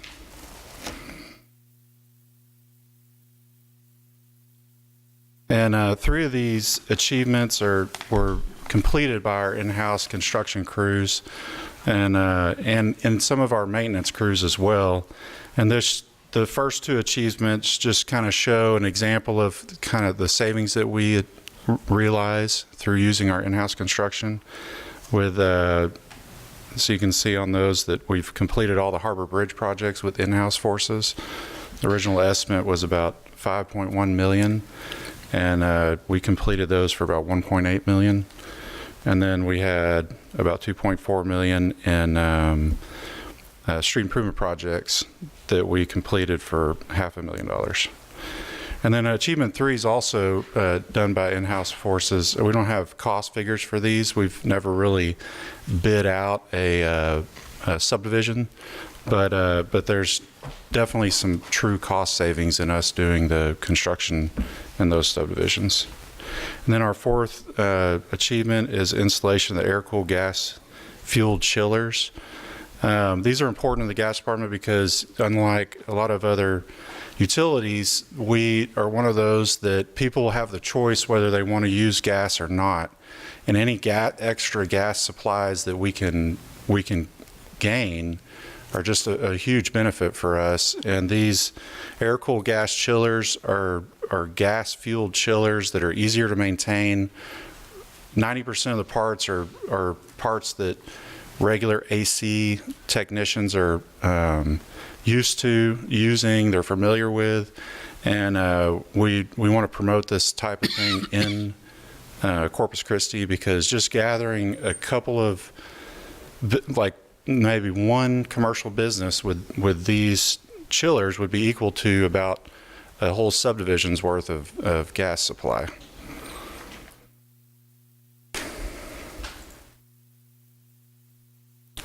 Here are some of our performance measures. We had a 25% increase in new taps. We had a lot of taps last year. There was a lot of growth in the city. And then our total volume sold also increased by about 5%.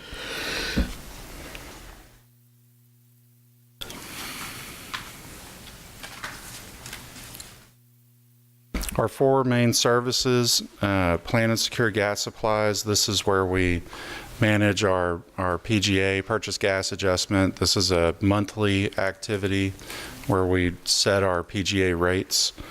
Managed gas distribution system, that's the two departments I was talking about where we do maintenance and customer service work orders. And then plan and develop expansion of gas utilities, mainly our construction division, and where we're doing our in-house construction. And then we have our natural gas education and safety programs, which is our public awareness program to encourage people to call locates and how to detect gas leaks and who to call.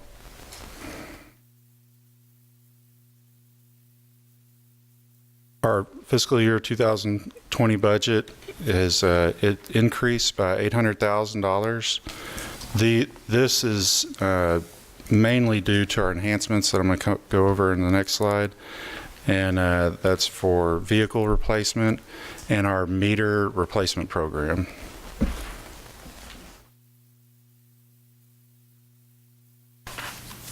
This is just showing the breakdown. You can see here that the majority of our budget is in our purchase gas adjustments. So half of our budget's used to purchase the gas that we sell. And so you can kind of tell on the pie chart that it's split, the revenues and expenditures are split between those two items.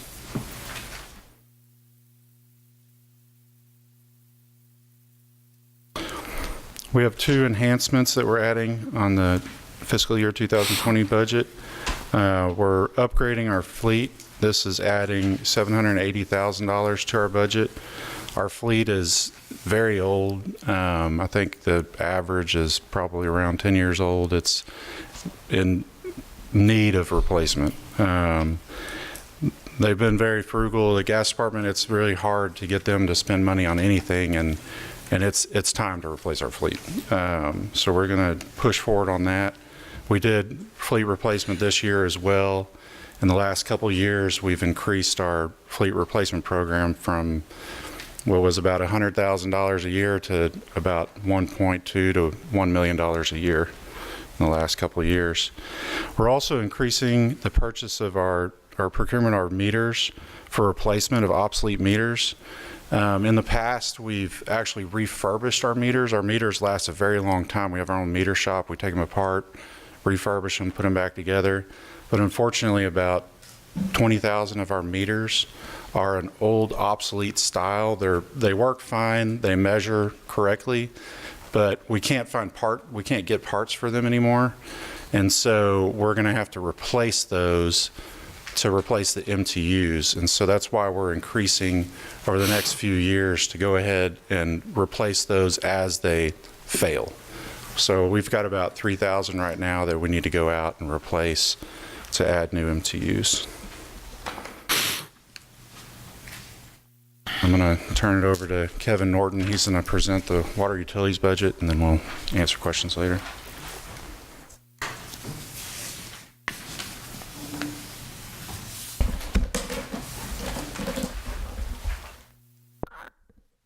Mayor and Council. This is the Water Utilities Brief for water, wastewater, and stormwater budgets. I'm Kevin Norton, Director of Water Utilities. I'll be followed by Ms. Reba George, the Assistant Director of Support Services for a department, who will provide an introduction to the proposed FY 2021 water and wastewater rate changes. And Reba will be followed by Mr. J.J. Hart, over there, who was nominated and graciously accepted the duties as chairman of the Rate Advisory Group, which made recommendations regarding our utility rates. 24-hour per day utility operations and environmental compliance are the mission focus. Our team's wholly dedicated to delivering excellent water quality to residents and businesses, collecting and treating wastewater, and managing stormwater to protect public safety and to reduce pollution to the bay. Our core services are managing our water supply. We have 4 surface sources to draw from right now: water treatment and distribution, wastewater collection and treatment at our 6 wastewater plants, and stormwater management. And here's a fun fact just about water utilities. The number of miles of underground pipe that we have, 3,848 miles, is slightly farther than the distance from Corpus Christi to Honolulu, Hawaii.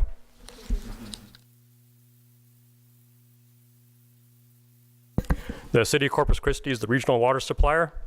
We supply raw and treated water to over 500,000 people in the coastal bend, covering the communities you see here in the 7 counties shown here.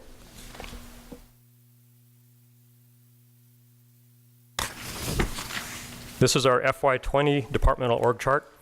Water Utilities Department has 4 divisions. In the field are water, which includes our plant, as well as the water quality monitoring and management team, and the raw water supply management are our 4 sources.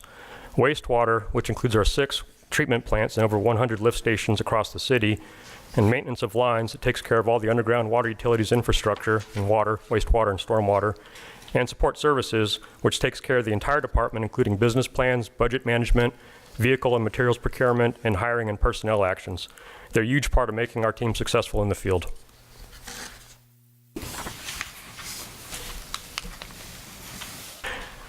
Corpus Christi is a superior rated water agency by the Texas Commission on Environmental Quality. Only 700 of 7,024 public water systems across the state of Texas are rated superior. Said another way, Corpus Christi is in the top 10% of Texas cities when it comes to our public water system. The team's very, very professional, very dedicated, and has won several recent awards.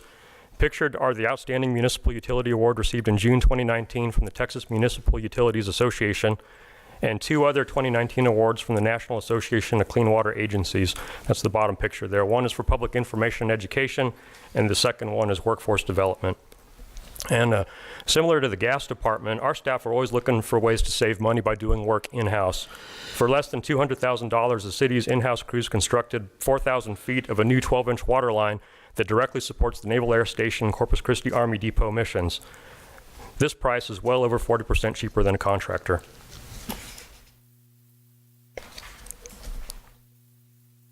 We average about 70 to 75 million gallons per day of treated water, and recently, because it's been hot, people in watering, it's around 85 to 90 million gallons per day. Our plant capacity is 161.5 MGD.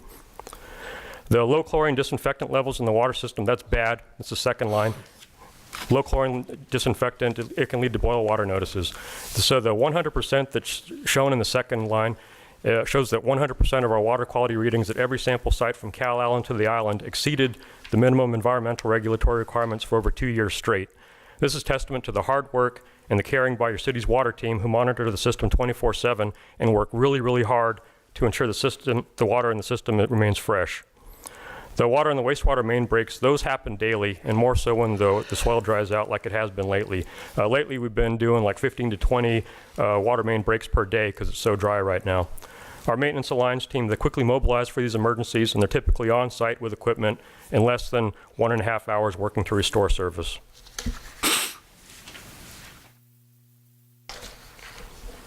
Again, our services, it's 24-hour per day utility operations and environmental compliance. It never sleeps. The team is very dedicated to delivering excellent water quality to residents and businesses, collecting and treating wastewater, and quickly restoring services to customers.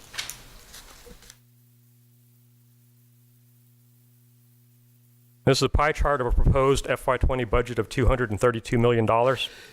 Our average operating budget is around $240 million per year, and you can see from the pie chart that slightly more than 50% of our budget is spent on our superior rated water system.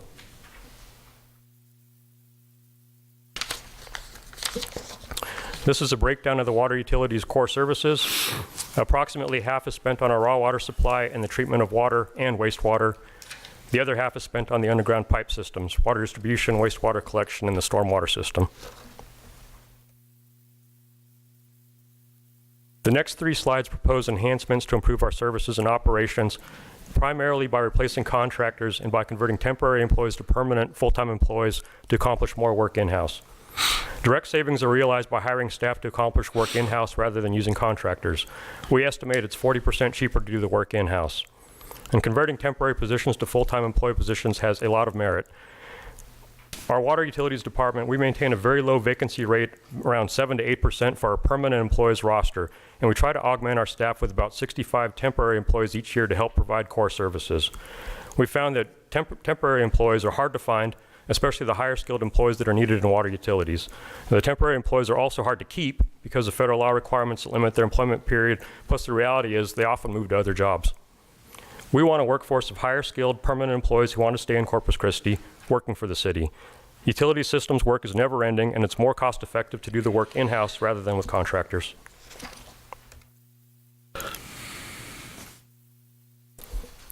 Similarly, this is about reducing contractor work by adding in-house forces. Our repair and replacement focuses the older wastewater pipes. We have over 1,400 miles of wastewater lines, and over 60% of these were installed before 1970. The city's been making steady progress addressing the older pipes, and these crews will help us address emergencies and continue improving our infrastructure. At full implementation, when the outside contracts are eliminated, there will be a savings of $2 to $3 million per year by doing the work with in-house forces.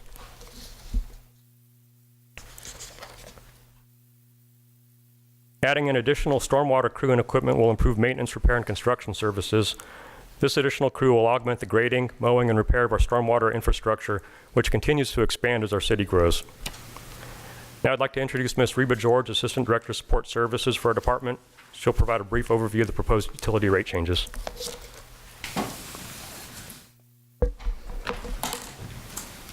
Good morning. To summarize the proposed water and wastewater rate changes for 2020 and 2021. No increases to minimum charges for water or wastewater. An increase in both the raw water and volume rates for water customers. And finally, recommending using winter quarter averaging to calculate wastewater charges for our residential customers.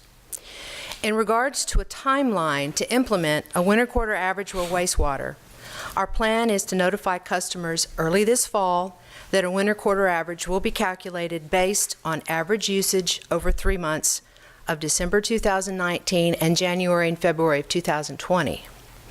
We would also then like to begin charging the customer their winter quarter average beginning in June of 2020 after we've adequately tested the billing system.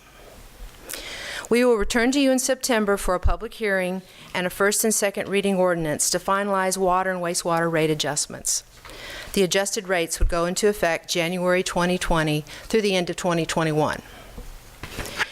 In the next few slides, we will walk through how water and wastewater charges are calculated and provide some examples of the financial impact of the proposed rate adjustments to our largest customer groups, which are our inside city limits commercial and residential customers.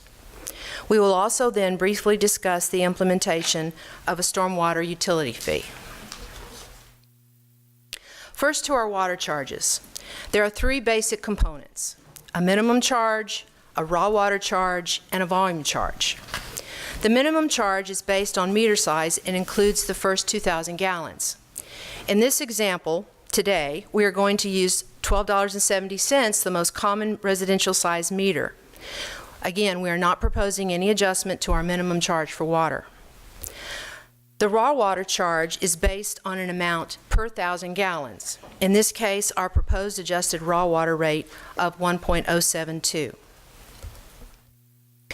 The volume charge is based on the amount per 1,000 gallons after the first 2,000 gallons that's included in the minimum. The residential rate structure for water is tiered as proposed here. So we're going to look at an example of a median residential customer at 4,000 gallons monthly usage. We have a $12.70 minimum charge or meter charge that includes the first 2,000 gallons. And then we add a raw water charge of $1.7072 per thousand, or 4 times 1.072, and then we add that to the volume rate for the last 2,000 gallons, or 2 times 6.596, and this results in a monthly water charge of $30.17. This slide shows a lot of data. Basically, it's the total proposed water charge for various levels of usage by our inside city limits residential customer. The main takeaway is that our median customer that uses 4,000 gallons per month will see an increase of only 80 cents per month from the current rate. This is a slide for one of our commercial customers. Again, a median usage of 5,000. A lot of data, but basically they would see an increase of 65 cents in their water charges. On to the wastewater rate. Again, using a calculation of a winter quarter average, there are 2 basic components, a minimum charge and a volume charge. The minimum charge is $32.60, and again, we're not proposing any adjustment to the minimum charge for wastewater. The volume charge proposed is $6.69 per thousand gallons. So in this example, based on a winter quarter average to calculate the wastewater charge for this customer, we use a winter average for December, January, and February, and we calculate a winter average of 3,000 gallons. This is actually a median winter quarter average for our customer base. So we take our minimum charge, $32.60, and then we add $6.69 for that 1,000 of gallons of water over the first 2,000, and we get a monthly charge of $39.29, and this charge will remain the same every month for 12 months or until a new winter quarter average can be calculated and applied. This is a table that shows various winter quarter averages. Again, our median winter quarter average is about 3,000 gallons. As I mentioned earlier, the proposed change to winter quarter average for wastewater rates would involve notifying our customers early this fall that a winter quarter average would be calculated based on their average usage over the months December 2019 and January and February of 2020. We would like to begin charging the customer their winter quarter average rate beginning in June 2020 after we can adequately test the billing system. Again, you'll see us in September for a public hearing and a first and second reading ordinance to finalize our water and wastewater rate adjustments. These adjusted rates would go into effect in January of 2020. Now, in regards to a separate stormwater utility fee. As a reminder, our inside city limits customer currently pays for stormwater services and operations through the water rate. Staff was asked to look at an implementation schedule for a separate stormwater utility fee. We spoke to 3 consultant firms with experience in this area, and they all noted that minimally it would take 1 year, but their preference would be 18 to 24 months.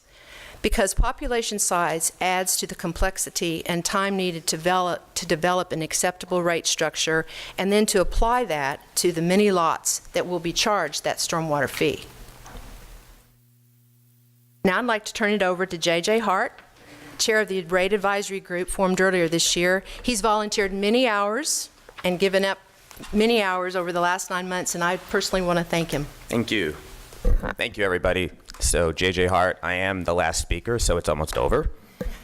I've also been given only 2 slides and 3 minutes, so it should be quick. First of all, our committee got together and we met a lot. I want to just introduce 4 of our members. We have Rebecca Claveman, Raymond Ames, Isla Schutkar, and David Loeb. In addition to the meetings we had with city staff, I want to thank Mark, Reva, and Kevin. We got a lot of support from city staff, meeting with them. We also spent a lot of hours separately outside of these meetings going over stuff. We toured the Stevens plant. I was amazed at the vastness of the infrastructure that we have in place and the responsibility that we have to service so many different people in so many different counties. So what we wanted to do while our committee is still active we wanted to provide some input and recommendations for this workshop. So we're still ongoing, but the 4 recommendations are this. One, regarding the winter quarter averaging, it sounds like the recommendation has already been made to go to winter quarter averaging. Was never entirely clear why we switched away from that. But given that we're going in the direction, there were a couple aspects of it. One, based on some of the complaints, apparently some people had issues that maybe they had a lot of people staying at their house in December and it threw off their entire year and they were opposed to that. So we said, okay, fine, why don't we take 4 months and drop the highest month? That way, if you had a busy December, we get rid of that and eliminate the, we were trying to figure out how to eliminate complaints for you guys. So that might be one of them.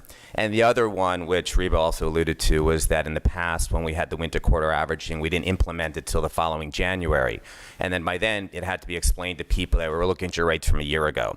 This way, if we implemented June or as early as possible, it takes away that issue. The second recommendation had to do with the stormwater.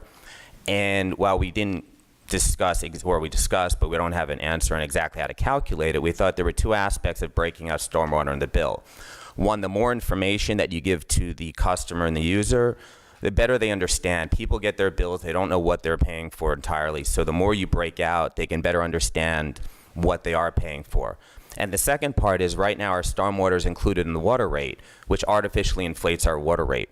And if we take the stormwater out of the water rate, I think we'll compare more favorably our water rate to that of other cities. Our third recommendation has to do with the bill itself. If you look at the bill, you can't figure out the bill.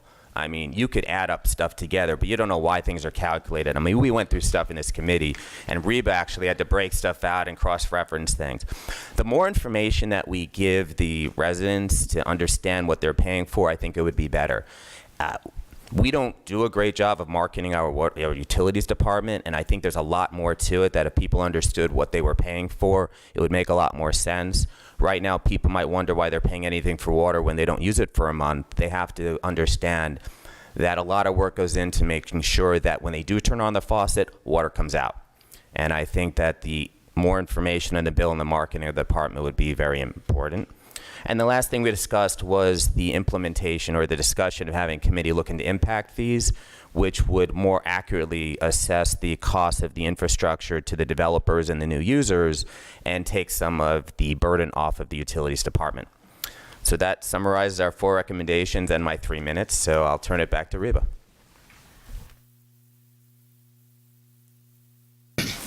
And I believe we're going to turn it back over to the city manager. Mayor, that's our presentation, so we'll listen to and take comments from the council. I'm a little confused, Mr. Van Vleck. We had a discussion, and I asked, because I think the council back several months ago had either a motion of direction or something to come back with a proposal to separate stormwater from all the utility bills because there's no relationship between stormwater and water consumption. And you and I had a meeting, I think maybe the city manager may have been in it or maybe subsequent to a meeting we had with the city manager. And you asked for a delay of getting some information that you were going to make this presentation on the 15th. Well, today's the 15th. And if this is the presentation, we haven't got anything. I mean, and I think we gave that motion for direction earlier in the year because people were wanting some way to figure out how you get rid of the irrational connection between the volume of stormwater and the volume that comes through to wash your dishes and flush your commodes. So we're not anywhere ahead of where we were 6 or 8 months ago. And I thought today was the big reveal. Yeah, so on slide 30, Mayor, staff presented a slide. It's going to, based on talking to other cities and talking to consultants that have helped other cities like San Antonio and others in the state of Texas to develop a stormwater fee separate from the water. It's going to take several months. The calendar that we show on slide 30 has a 18 or so month timeline. And so what we could recommend is that we come in a separate presentation, a separate meeting with the council, go over this in better detail with you. It won't be as easy as just separating out a portion of the bill to make it the stormwater fee. We have to assess, first of all, what type of stormwater fee we're going to recommend. Is it going to be based on lot size or impervious cover? There's two choices that cities have. And then the majority of the work, though, is going to take working with the community to help them understand the development of this and what the rate structure would consist of. We also have to get a lot of data. If we choose the lot size, we have to develop data and lot size information. So I think the short answer is that we're not ready yet to do an in-depth recommendation on the stormwater fee. Based on our preliminary information, it's going to take some time to even develop the fee. Well, I won't express how profoundly disappointed I am, because this assignment was given before you even were interviewed. And to come today thinking we were going to get the big reveal is, in my opinion, we've dropped the ball. We have not moved the needle whatsoever on this issue. And this has been part of the frustration with the public since we went to this new rate and did away with winter averaging. So it hadn't just been 6 months, it's been 2 years or more than we've been having people complain about this. And we finally at some point said, we've got to figure out rates to do away with the stormwater connection to the consumption. There's no connection whatsoever. So we're not any closer than we were 2 years ago. And now we're asking for another 2 years. Personally, it's unacceptable. Mr. Hernandez? Thank you, Mayor. I have a couple of questions for all the, for water, wastewater, and stormwater, and gas. Specifically, there's large amounts of money for professional services and temporary services. For water, you have $3.2 million for professional service, $782,000 for temporary services.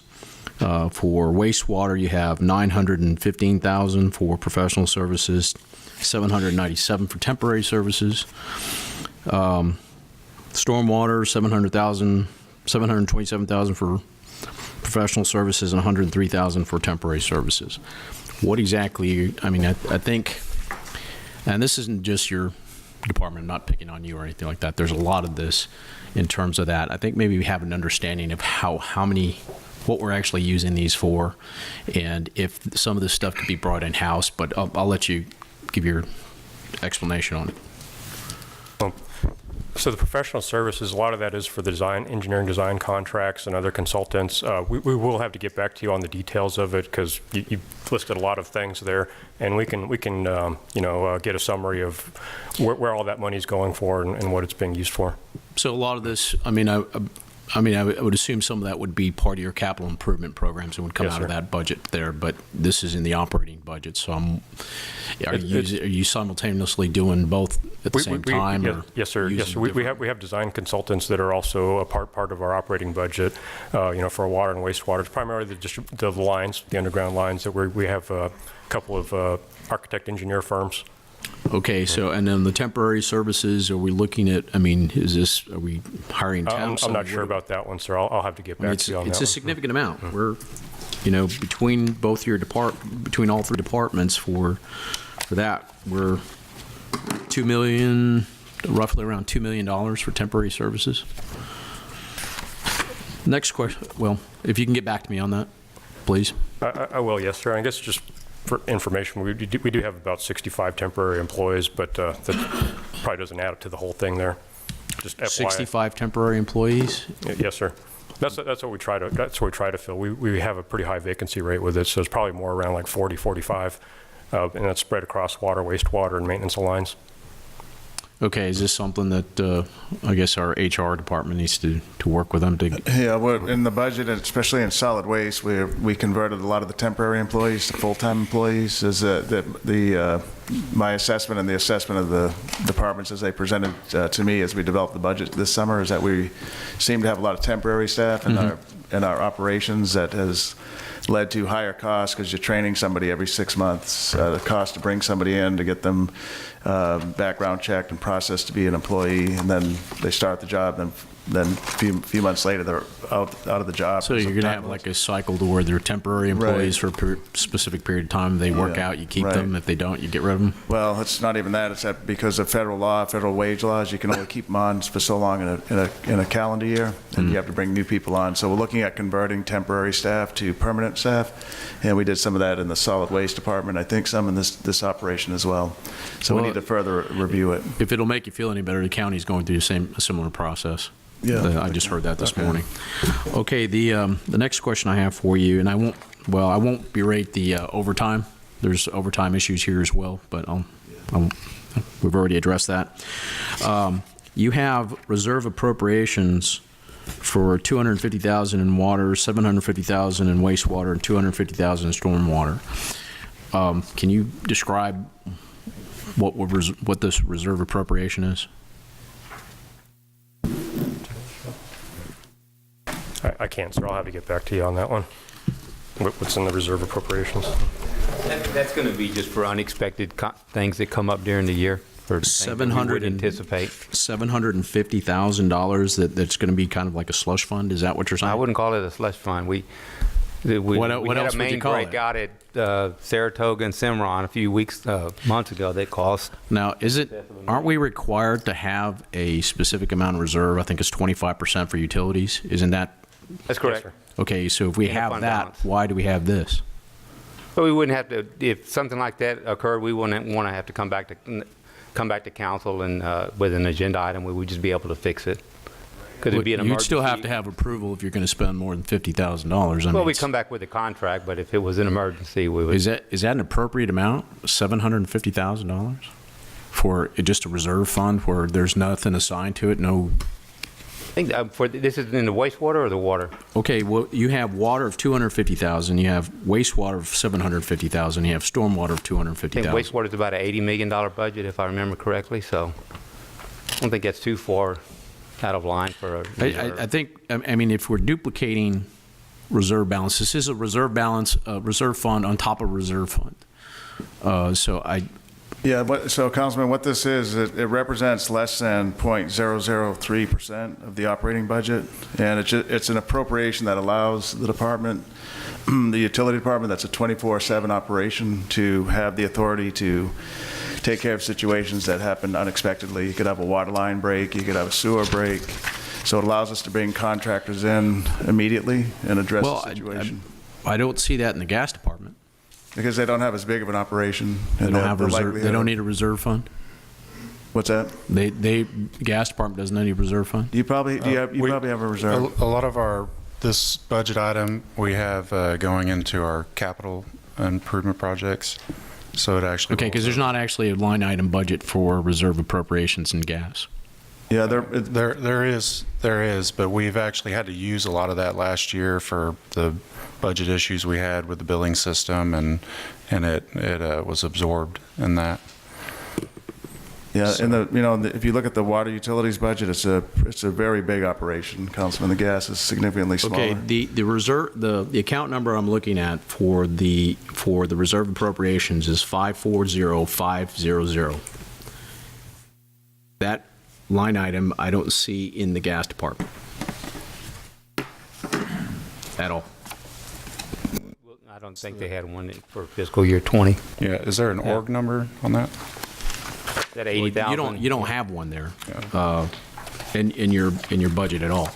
Yeah, in the past, that reserve appropriation was rolled up into reserves for capital improvements. That was the line item that it was called for, and that's our cash-funded CIP program. We haven't done any bonds since I think 2015. There's bond appropriation line items, but this is not it.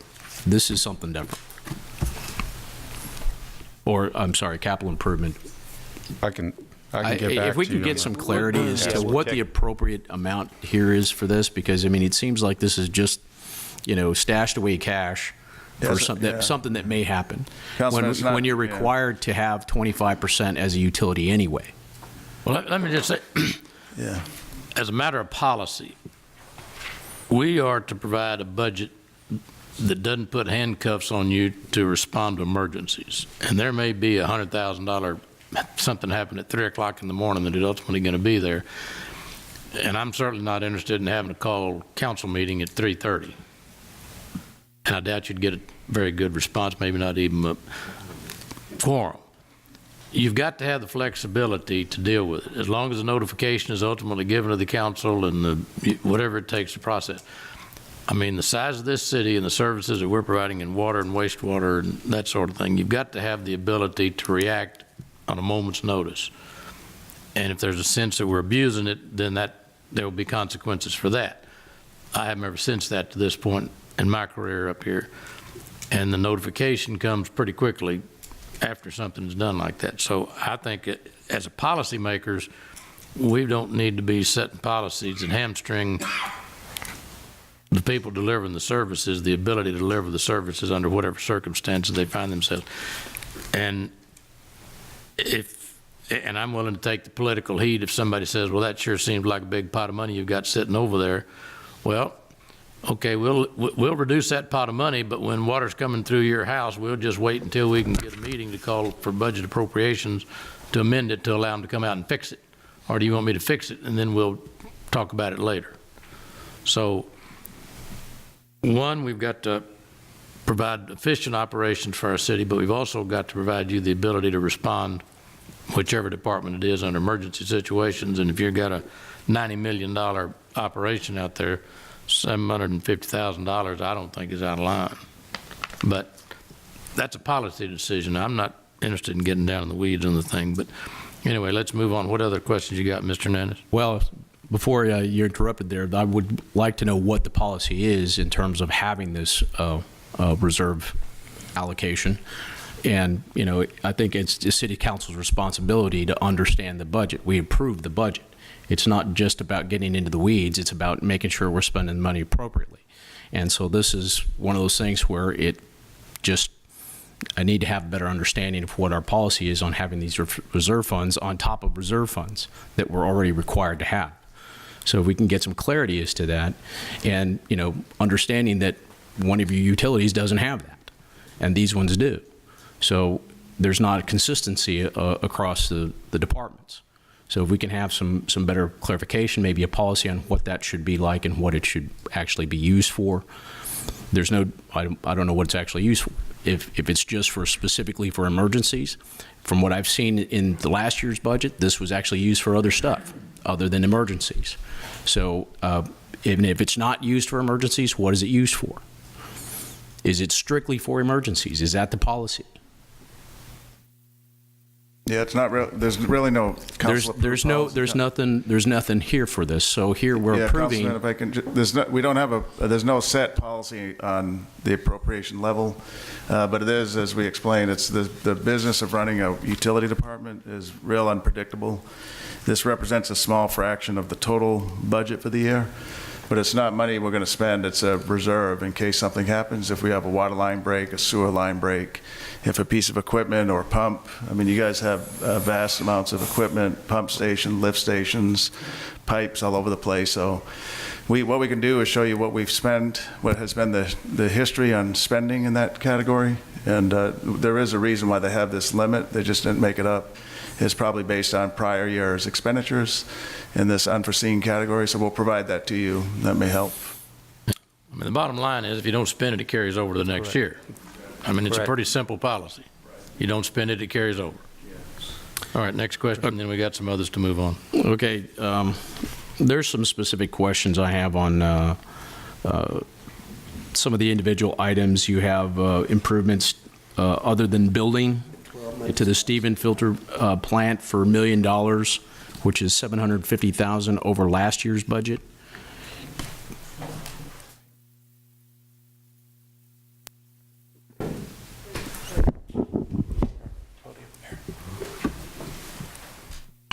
Hi, Gabriel Ramirez, Assistant Director, Water Quality and Treatment.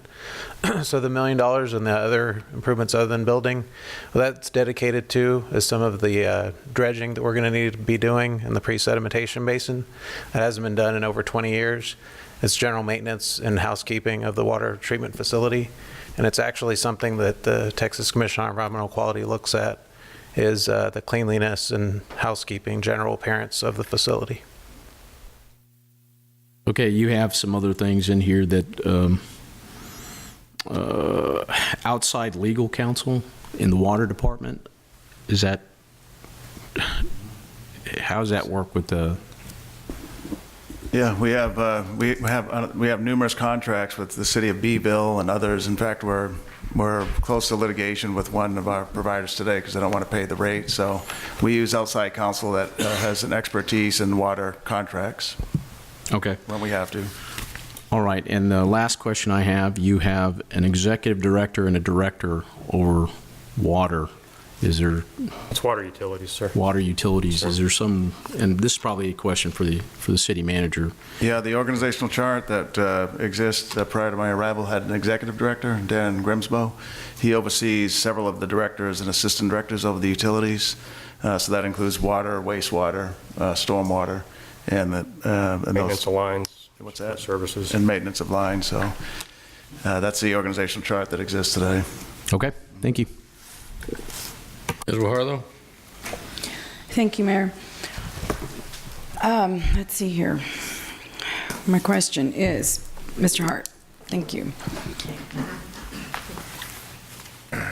So back to the winter quarter averaging versus where we are today. That all, your group is recommending that. Yes. Because what? We feel it more accurately correlates the amount of wastewater to the charge. Right now, if you use more water, let's say during the summer for irrigation or for filling your pool, you're paying an additional charge not only for stormwater but also for wastewater on that. If the idea is to limit how much water people use, then you can just charge higher rates if they go above a certain limit. But we didn't think that correlating the wastewater to the usage in the summer months made sense. I wasn't exactly sure why it switched away from it in the first place. Neither was I, but I just wanted to clarify that because I do support that. And the phone calls and the complaints we've gotten since we took that action have been ongoing and just increased, again, for, as the mayor stated, 2 years now, I guess. So I just wanted to clarify that that was the basis for it. That was our reasoning. Okay, thank you. Mr. Garza.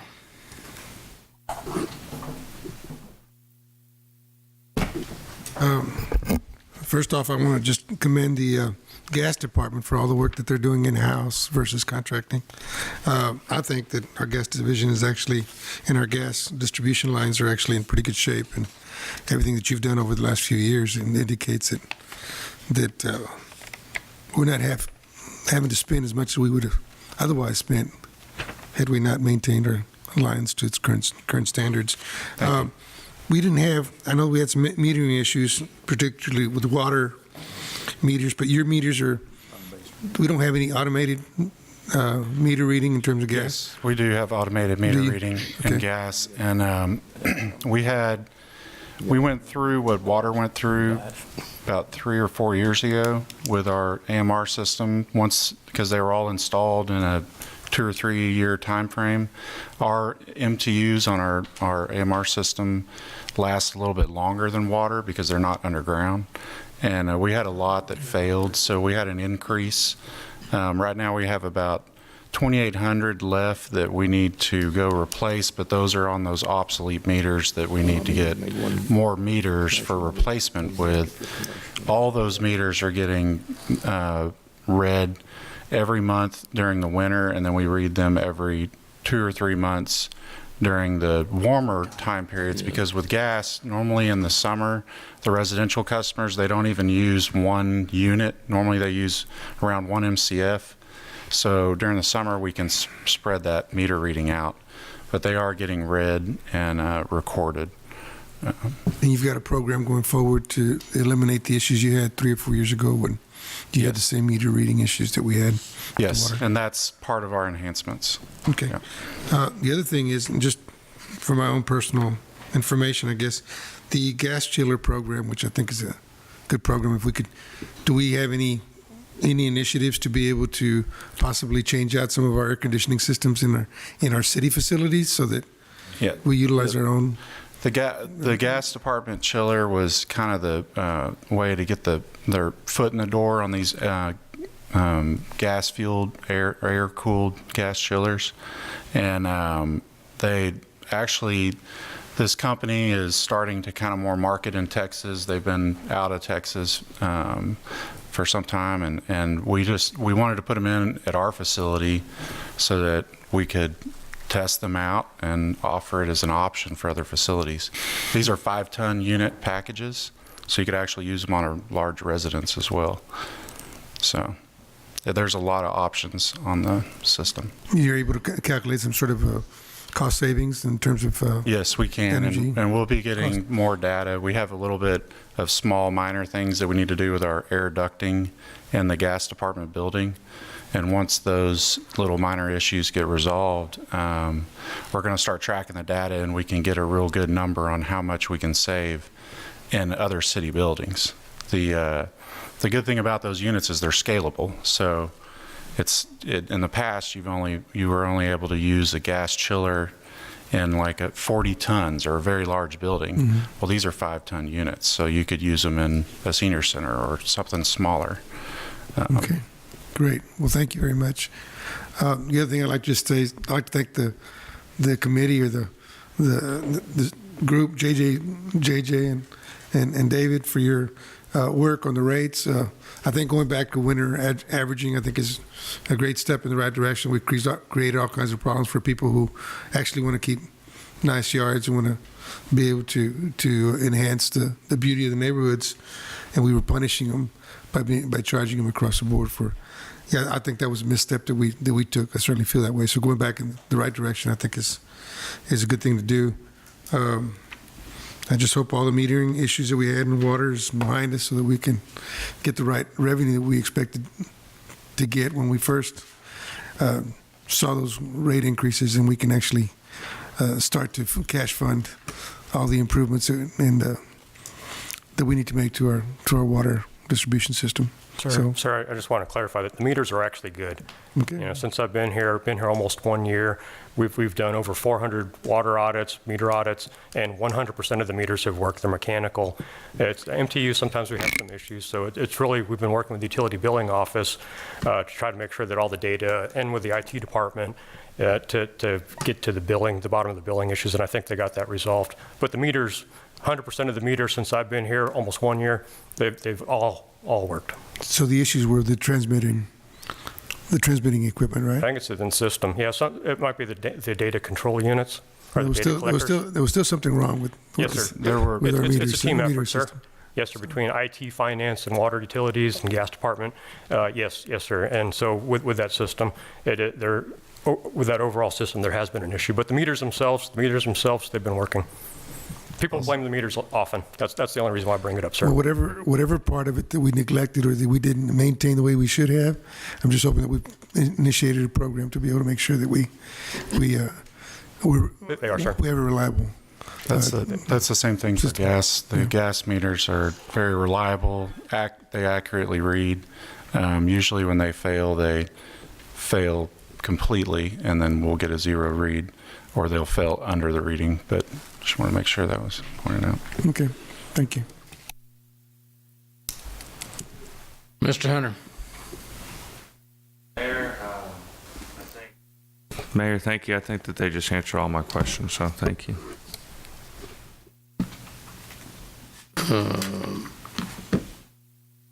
Well, Mr. Garza, do you have something else? No, I was done. Or Mr. Roy?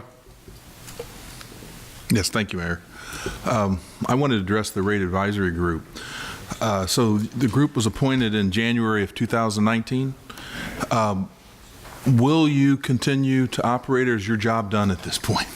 We are looking for direction. Actually, I think when the transition went from Keith to Peter, we were in a little bit of limbo, but we're an active group, and we just want better direction on what you're looking for from us. Well, I applaud you for your efforts, and I don't know who actually assembled that group, but I think it was important, and it was the right thing to do to get the public involved in looking at some of these issues. And I certainly think that the continuation of your group would be a good thing. And again, I just want to thank you, all of you, for your hard work. And hopefully maybe continue with, because I think there's also room for improvement, so. No, we agree. And actually, we'd be interested in what you're looking for from us. We were given kind of a, Keith is the one who assembled it, is my understanding, with direction from council. But we had kind of a little vague, unclear understanding of what we were doing. So we really dug into a lot of the issues involving all utility, looking at the water rate model. Don't look at that. And there's a lot going on there. Yes. But if there's some areas you want us to look at, we'd be happy to dive in. Okay, well, thank you again. And I have a question for the gas department. You mentioned that you have 2,600 meters that you're going to replace because they're obsolete, that you can't get parts for? We have around 20,000 meters. Oh, 20. The companies were called Sprague's and Lancasters. They were bought out by a different group. Their meters were discontinued. They're working. The meters work. They read effectively. Just can't get the parts. When the MTU fails on them, and we have to replace the meter and the MTU, and that's why we're getting more meters so that we can make sure that we can keep up with that demand. But right now, out of those, there's about 2,800 that we need to fix the MTUs on right now, but the meters are still accurately reading. We just can't put a new MTU on one of those old meters. So that means you have to really get a new... We have to replace the meter as well, but we can still manually read those meters. Okay. So I was just curious, because I don't think meters are like iPhones, but how often, how many years do you think your average model of meter lasts? Is it 20 years? Probably 30 plus. 30 years plus years. So this isn't, this 680,000 that you're spending to update those meters, I think that was the number. They'll last a very long time. 630. That's just, that's, at least in my lifetime, you won't have to worry These are about all that. American meters it's a larger company that's going to be around for a very long time. They're one of the largest in the country. We're standardizing our meters, and the parts will be available. So when in 20 years, if they do fail, then we can take them out of service, recondition them, and put them back out in the field, and they'll last another 10 to 15 years. Okay, and so then my last question is, if we've got all these meters that are not in use, and what are they made out of? They're aluminum, cast aluminum. Do we recycle those? Yes, we do. All right. Yeah. Good. Thank you very much. That's it. Mr. Roy? He's finished. Well, I appreciate the committee that was formed, the Citizens Committee. I was not even aware there was a Citizens Committee formed at the instruction of the staff to go back and restructure the rates. I didn't find that out till 2 weeks ago when I asked where this report was for staff, and they said, well, we've got a Citizens Committee. So I guess Keith or somebody set that up. I'm not sure that it was a council, that maybe we weren't smart enough to suggest they do that, and they were smart enough to get the citizen input. So kudos to the staff that set it up and got a Citizens Committee. The frustration I've got with this is, one, we instructed the staff back months ago to do this. We really wanted information quicker, but one, the rates are set up on budgetary things, so we'll make any adjustments at the budget time. That was one thing.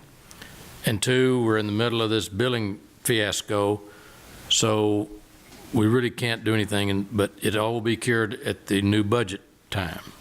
Well, we're at the new budget time. And now you're saying the implementation of putting back the winter averaging is not going to go in until June or July of next year, which is at least 6 months ahead of deferring it for a year. I'm a pretty simple guy. There's nothing in this budget that is breaking out stormwater charges from the water consumption charges in any proposal that I've seen so far. You're asking for a 2-year study period. That's unacceptable. If you know how much, and I saw a figure somewhere, and somebody reminded me what it is, 39%, 40% of your water bill, or however you break up your bill, you're allocating to stormwater. There's some percentage, I've seen some report, that you allocate to stormwater. Is that, was I dreaming that, or have I seen that somewhere? So we know how much money we need out of the bill to cover what you're saying is the debt service or the cost of operating and providing stormwater service, right? Right, yeah, we know those costs, Mayor. All right, Yeah. we know what our costs are. It's X number of dollars, right? Let's say it's $100 million or $50 million, or keep it simple. Let's say it's $1 million, okay? And so your bill generates X number of dollars, and out of that, you need $1 million of that dollars to pay for providing stormwater, right? And you've got 60,000 customers. And stormwater usually is a result of rain. And I mean, this last month, I should not have had a stormwater bill, or at least had a minimum stormwater bill, because it has to be there so when it does rain, it does drain and it doesn't flood my property. But there was no cause for use of a stormwater this last 30 days that I can recall. So the simple thing is you take how much it's going to cost you to provide stormwater, either debt service and cost of operation and whatever. You got X number of customers, and you just divide it, and okay, to be fair and equitable, it has nothing to do with race, creed, color, origin of religion, national origin, or anything else. You got X number of customers you're providing stormwater drainage for, then it's going to cost you $5.50 a month, or it's going to cost you $10.50 a month, or it's going to cost you $18.50 a month. I don't know what that calculation comes to, but it's not based on consumption.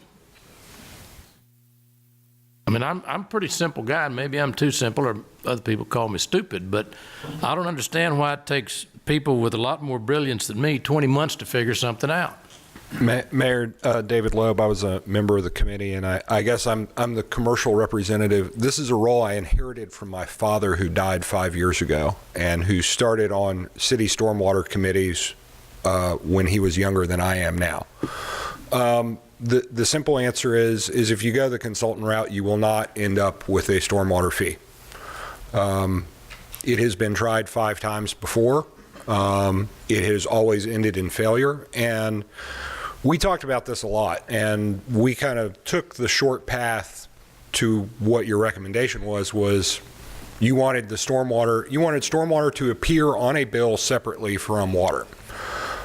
So our committee recommendation that we voted on was that you do just that. You reduce the water base rate by the amount proportional per meter to the stormwater, to pay for stormwater. So you basically carve stormwater out. There's a legal concern about whether that's legal to do. Yeah. Lawyers. My viewpoint on that is the worst thing that happens is somebody sues you and you lose. And then you have to do it under court order the way that the city has been unable to do the last 5 times it's been attempted. So the lawyers can figure out a rate structure, but we can't. Well, ostensibly what state law says is that you need to charge, any utility has to be somehow done based on use or, burden. The problem with that is that, I mean, that's incredibly broad. The specific thing that's banned is you can't say, okay, everyone's property is worth this amount, and so you're going to pay a proportional amount to your value based on your drainage. If you want to do it that way, you just do it through bond issues and, through property tax. You can pay for stormwater out of property tax, which is how it was paid for in Corpus Christi before we had it in the water rate. And so it's pretty broad. The fundamental problem we've had here in creating it is that since it is in the water rate and we are in a desert environment, our water rates have always been structured and are structured very heavily towards penalizing large users or large volume users.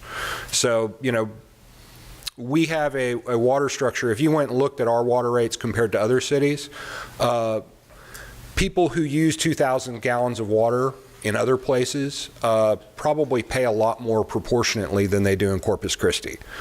We've basically set up our rates, so if you're somebody who wants to water their lawn throughout the summer, you're paying a lot more.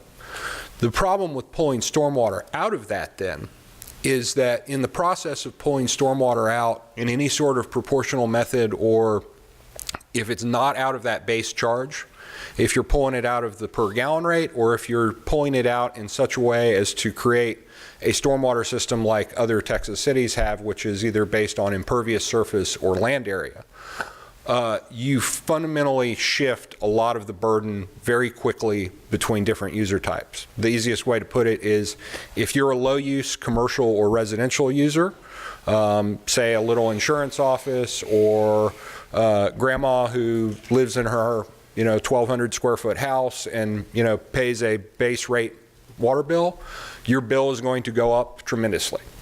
If you are a large water user like a restaurant or a laundromat, your bill is going to go down a lot.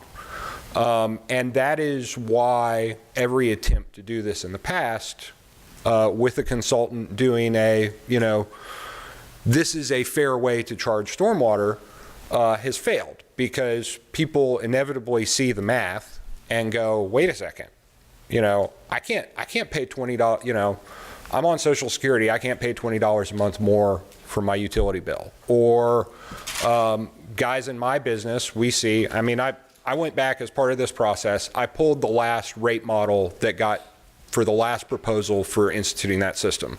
And I have a couple shopping centers where I sub-meter all the tenants. They're on a master meter. So I have specific data on my tenants' water use.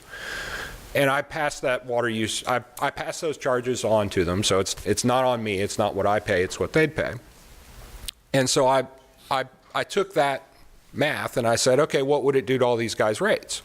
And I had tenants who use 60,000 gallons a month, and their total utility bill would be half of what it was if we switched to that system. I had guys who basically use their toilet and their sink to use the restroom in their insurance office, and their utility bill would go up 75%.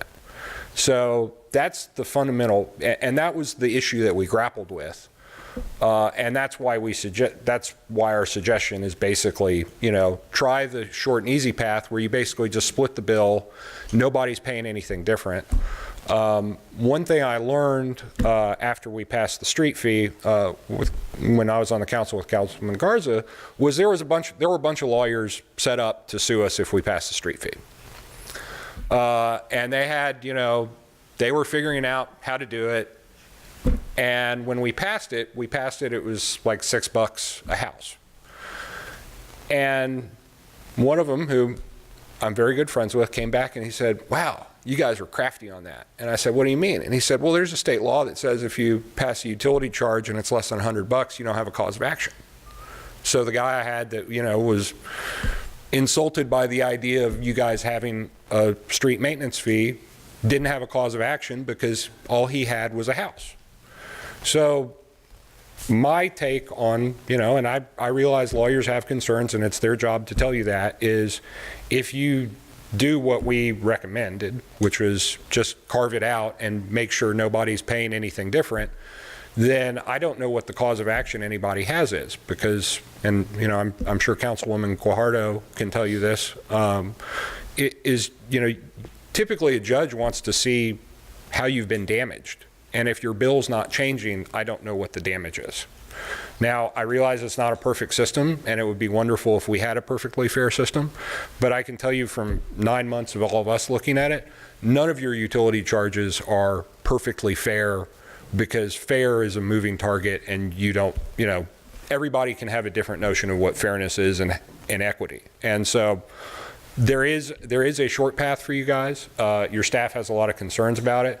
I would suggest you guys have an executive session with them about it to talk about the legal issues, but that's basically what the discussion that we had over the 9 months is. I know we had a short slide, so I wanted to tell you that's the issue. All right. Anything else in your budget presentation today? I've got a quick question, and thank you, Mr. Loeb, if I may. Go ahead. No, actually, no, not for you, no, but thank you for that explanation. I just want to make sure that Infor is going to be able to handle going back to the winter quarter averaging. That is being. Yes, it will be able to. With testing, of course, Yeah. to be absolutely, pardon? We would want to test again. Right, okay, just want to be sure. Anything else? That's it, Mayor. We'll get you more information on the stormwater fee. All right. Okay. We're adjourned.